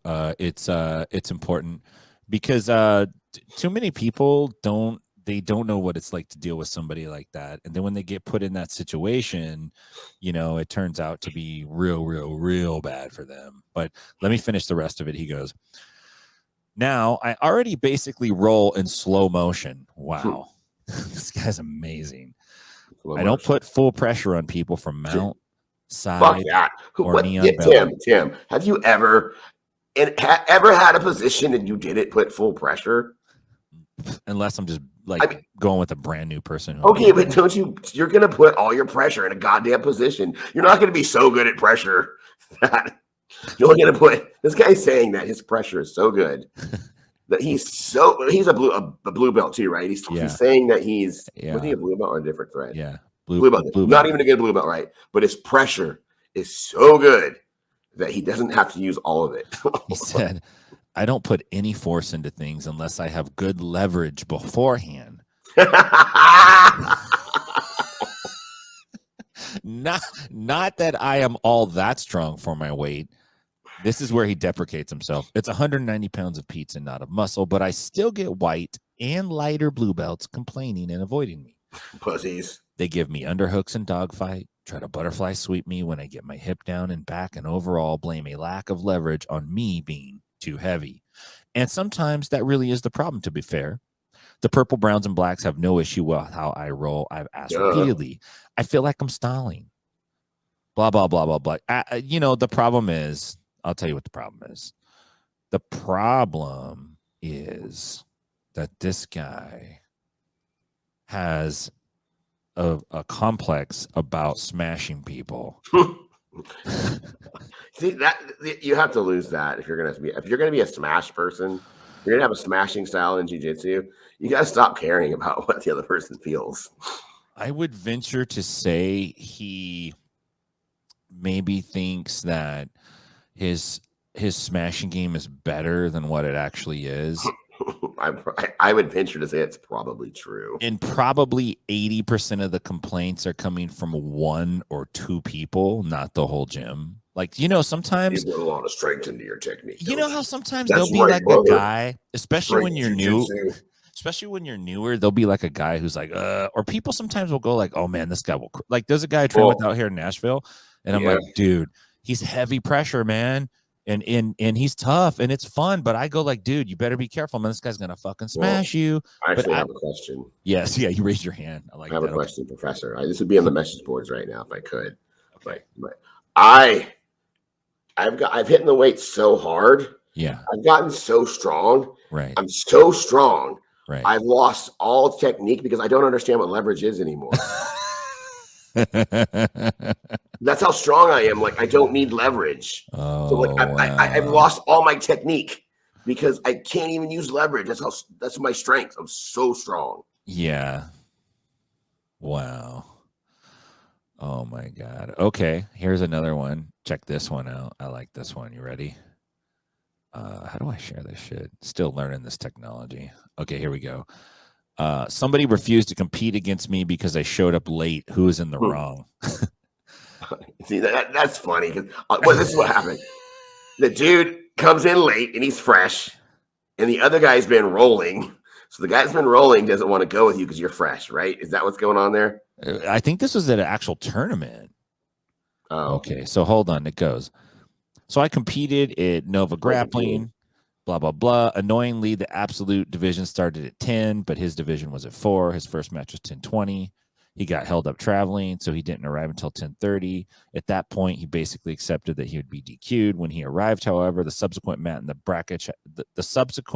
the bracket, hadn't taken place, and the organizer was helpful, said it wouldn't be a problem to reinsert me into the bracket and hold the match as planned. However, the dude I was originally matched against somehow caught wind that they were trying to organize this. And he came over and said, I'm not being funny, mate, but I got here on time. I was kind of baffled at this point because it didn't really occur to me that he might take issue with it. Basically, he felt that he shouldn't have to compete against me because I turned up late. We discussed this for a minute, but the only reason he gave for not taking the match was that he had arrived early to make sure that he was on time, whereas I hadn't. This is the guy that's going to beat you in some other way. Right? I showed up before you, therefore I win. I win, you forfeit. I'll take it. Well, I when we were stretching during warm-ups, I was stretching deeper than you. I know you tapped me, but when we were doing the shrimping up and down the mat, I finished first. Don't do the warm-ups that hard. I cheat. I don't do all the push-ups if no one's watching. I don't do I don't do the warm-ups 100% because I'm really trying to conserve for when we actually roll. Right. Yeah, exactly. There we go. Okay. So let's see. Let me do the rest of this here. And so, do you ever like you're rolling, right? And like a bunch of guys are gonna roll, and you're looking at who's on the mats, and you're trying to pace yourself for different people that you're gonna go up against. Or do you just say fuck it? You know, Tim Freeman has gotten so good, it just doesn't matter. No, I mean, I'm not gonna lie, dude. Like, I'm not gonna try to go against like killer in a row. Like, you know, I mean, sometimes you have to. But there are some guys where you're like, dude, I want to make sure that I don't face this guy and this guy back to back. Like, I need a okay, you're a black belt, right? Do you ever, there's a high level, do you ever still hate, like, you're rolling it with somebody who's so good that they make you hate jiu-jitsu? Because yeah, man. Like, heck yeah, dude. Dude, I roll people that like whoop my ass sometimes, and I'm like, damn.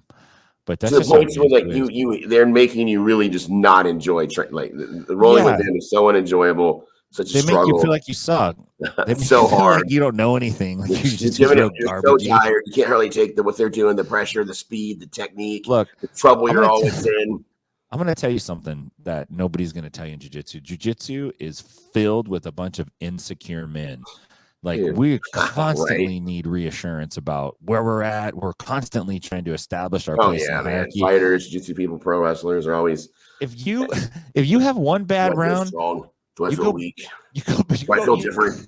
I feel weak today. Do I feel strong as normal? I can't count the times someone has asked me if they felt strong today on the mat. How did I feel? Did I feel strong? Do I look strong? What do I look like? Yeah. Does that feel weak? What am I doing that right? It's like, it's pretty wild. Okay, hold on. Here we go. Let's finish the rest of this.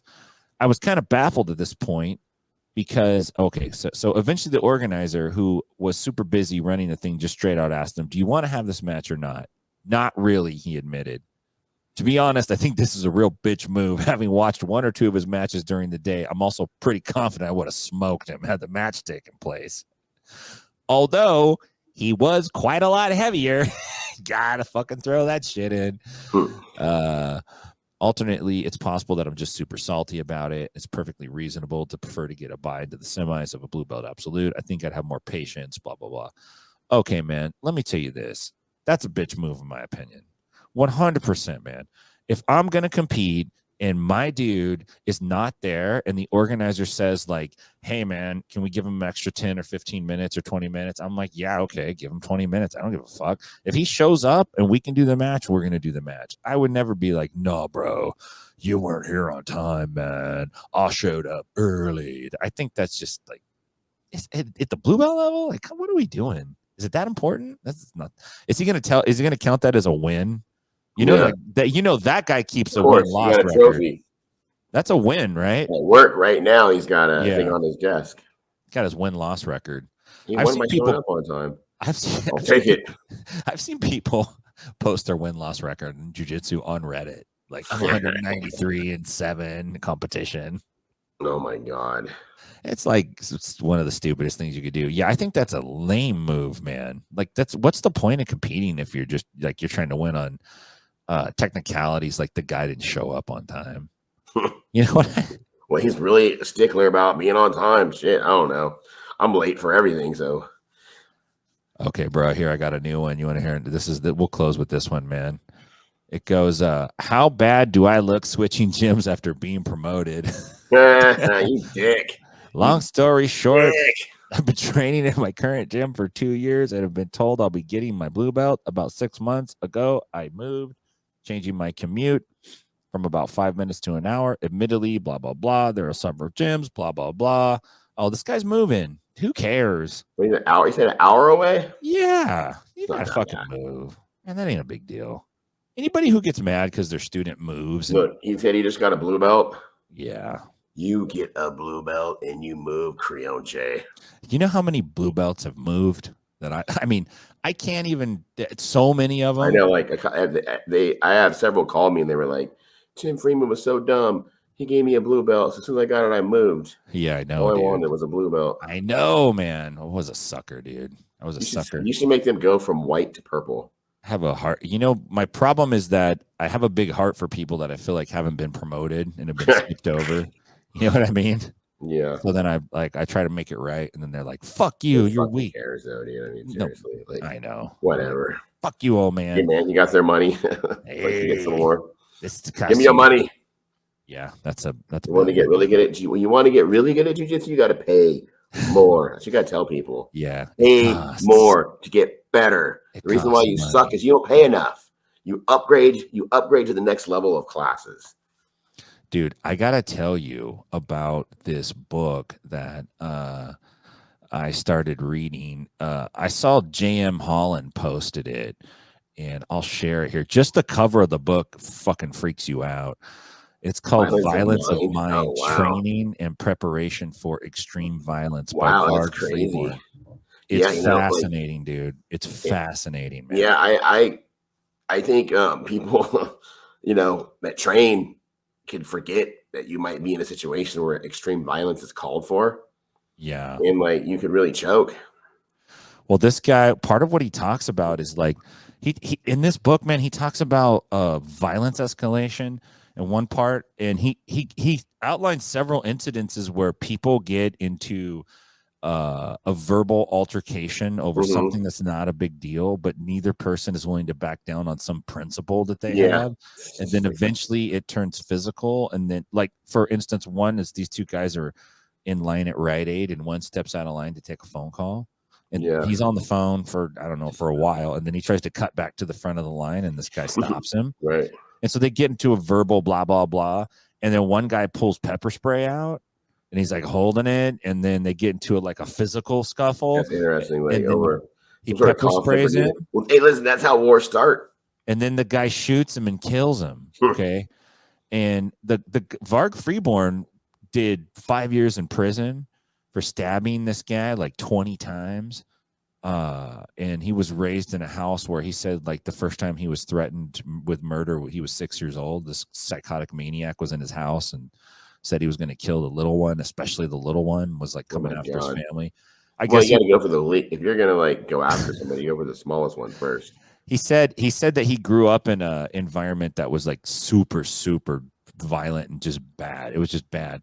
But he writes about it, levels of violence, and he writes it a lot towards instructors. And he says like you're doing your students a disservice if you don't teach them the mindset of like when you're in a real life event that the best thing you could do is to diffuse it and avoid it, because once it starts, you can't predict or control what the other person's response is going to be.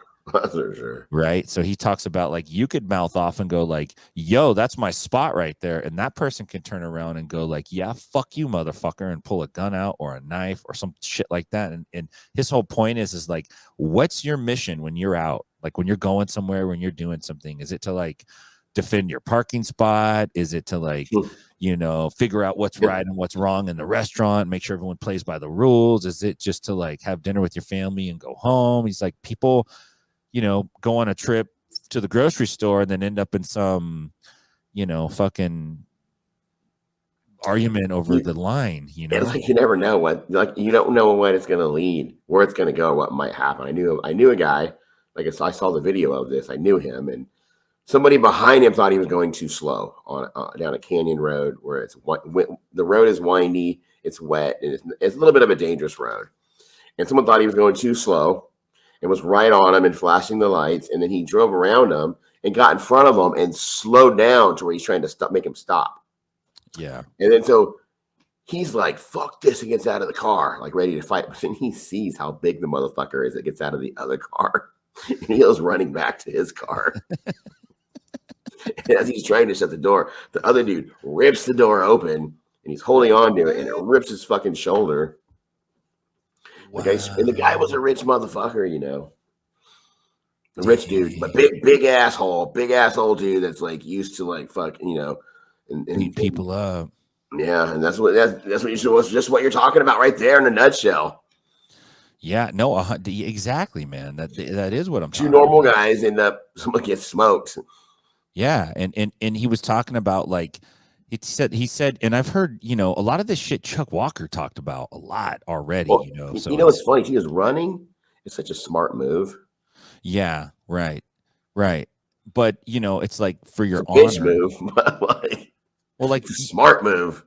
You remember a while back, Jocko talked about that situation where one of the guys he trained with or knew of had went into a bar and someone had grabbed his wife's rear end or something, and he whooped up on the dude or did something, and like the guy got hurt real bad. And I don't know if I might be fucking up the details, probably. But the idea was that the guy that would punch the dude ended up going to jail and getting in trouble over it.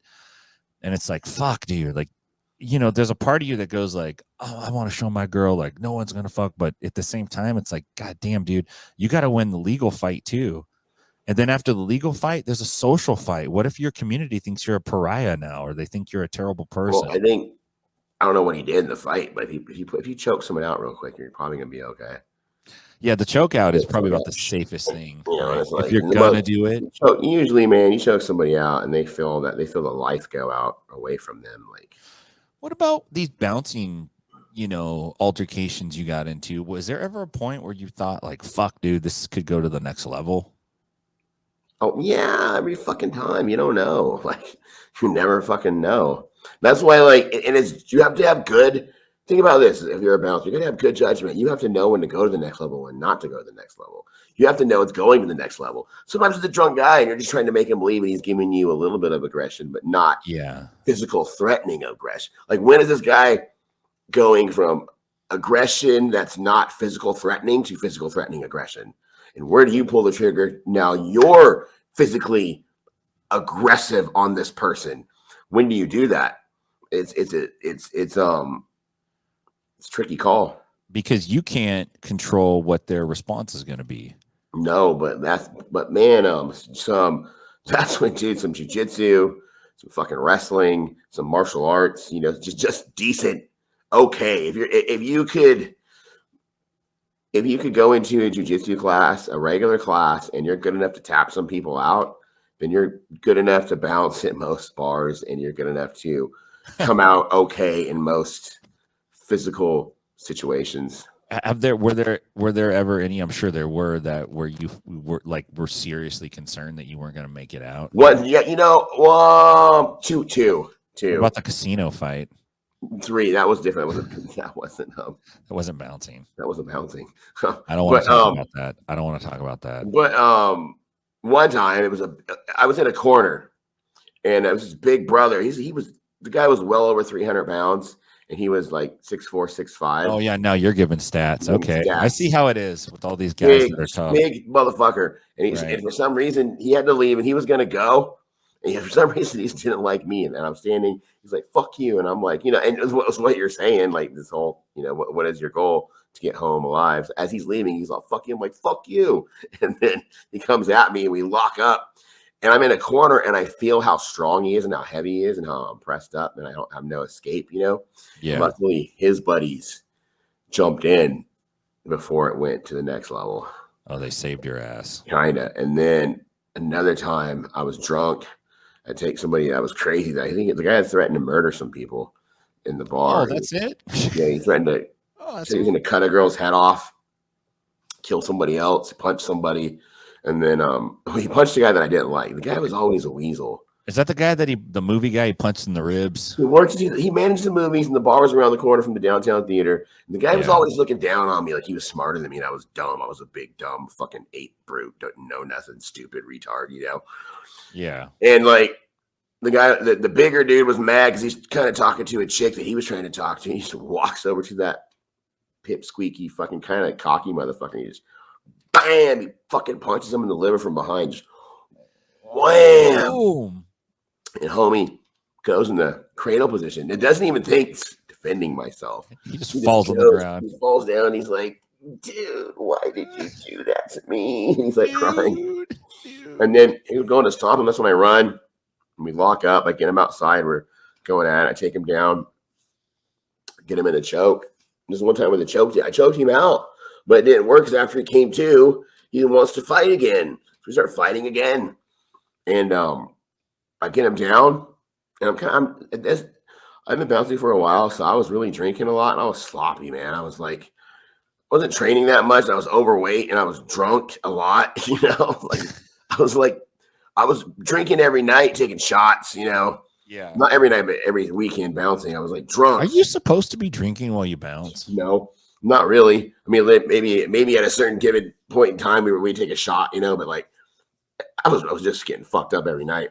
Yeah. I'm hella drunk, tired, and I take them out and I just start punching them. And I'm too tired and drunk to want to go for any sort of submission because I don't want to lose any position. Yeah. So I don't want to go for an arm bar or go for any. I'm out. I'm just punching and punching and punching. I'm thinking I'm finally going to punch, you know, until he's just done. And I hit him as many times as I fucking could. My hand fucking hurt. Fucked my hand up hella bad. But then he's not done. He's still fighting. And I was so tired that I just got off of him. Like I just got off of him, just thinking like maybe he won't want to fight anymore. And then he gets up, and I'm like, I'm so fucking exhausted at this point. I punched myself out. I didn't have any strength to do much anymore. Yeah. Instead of punching me, he punched the glass door, and he punched through it. Oh yeah, yeah, that's right. And then he punched it again, and then I was able to get him back on the ground. And at that point, some other people came outside. Then now they helped you.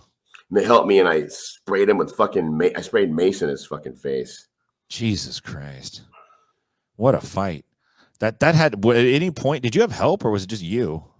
Well, see, the other bouncer, man, was kind of shitty. So he locks the door, and he claims that what he was doing while I was handling the threat, he was keeping everybody safe locked inside. Oh, my God. So he locks me outside. He locked you outside. He locks me outside. And then he tells me, well, that's your fight. I didn't want to get involved. I'm like, that's your fight. It's your fight. Like you called dibs on it. I got finally though, after we fought forever, and like I'm hella tired and I'm scared now because like he's on some sort of drugs. He's impervious to pain, and like and now he's standing up. And finally, after he broke the window of the door, because it was glass. Yeah. He finally comes outside, and he finally helps me. It's like the whole point when you're bouncing is that you can have multiple bouncers. You could use 3-on-1 or 4-on-1 or 4-on-2, right? That's the whole point of bouncing, is that you got a partner with you. Like if your partner locks you outside and locks the door. He was so famous for that shit. So famous. Shouldn't have been a bouncer. He was the guy that hired. He was the guy that hired everybody. Oh God, what a moron! He wanted to bounce. He's like a tough guy. I wanted to be a bouncer. I bounce. I bounce on the side. I would never want to bounce. I don't think anyone would take me seriously if I was bouncing. They'd be like, whatever. Well, if I with a bald head though, like people give you more respect. Actually. Oh man, dude. Yeah. So, it's good to get back with you, Matt. We got to work the kinks out. It's going pretty good though. I like it. I'm having fun. People are responding back to it. So I was glad to get Craig Jones. Going to be working on some more guests, getting some more bits going on, getting some more segments going, getting some more ideas. You know what I'm saying? Yeah, for sure.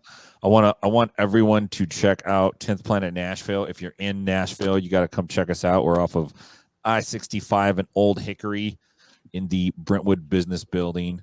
10pnashville.com, 10pnashville.com.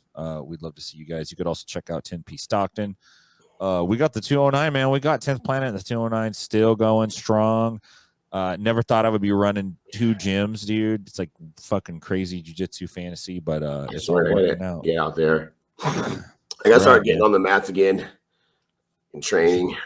Hanging and banging, humping. I'm gonna hit up the tent.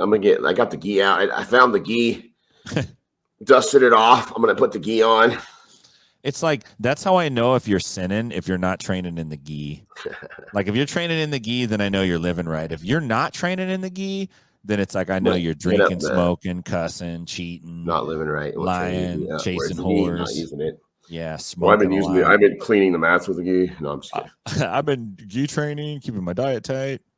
Yeah, that's cool, man. Planet Stockton, I'm coming back. 10P, baby. Yeah, man. So keep an eye out for that. Make sure you check out Matt. Your Instagram, I think, is BigMF209. Is that right? Yep, BigMF209. Check out Total Wrestling Federation. The YouTube video will be coming out soon. The 3 matches: Frost, Massaro, Freeman. See how I got screwed. Watch the fucking takedown that I shot. Watch me getting kicked in the head. The power bomb, clothesline my fucking head off. But at the end of the night, I got back up. Got Total Wrestling. Next Level. Next weekend, me and CJ Dirt. We're going to be in the Royal Rumble. Then after that, we're going to be 31st.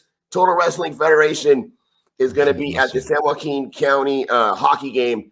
And we're going to be doing the halftime show New Year's Eve. That's awesome, man. Check them out. Big MF. We'll catch you guys next time. Thanks for listening. We'll catch you guys back with more Inside BJJ.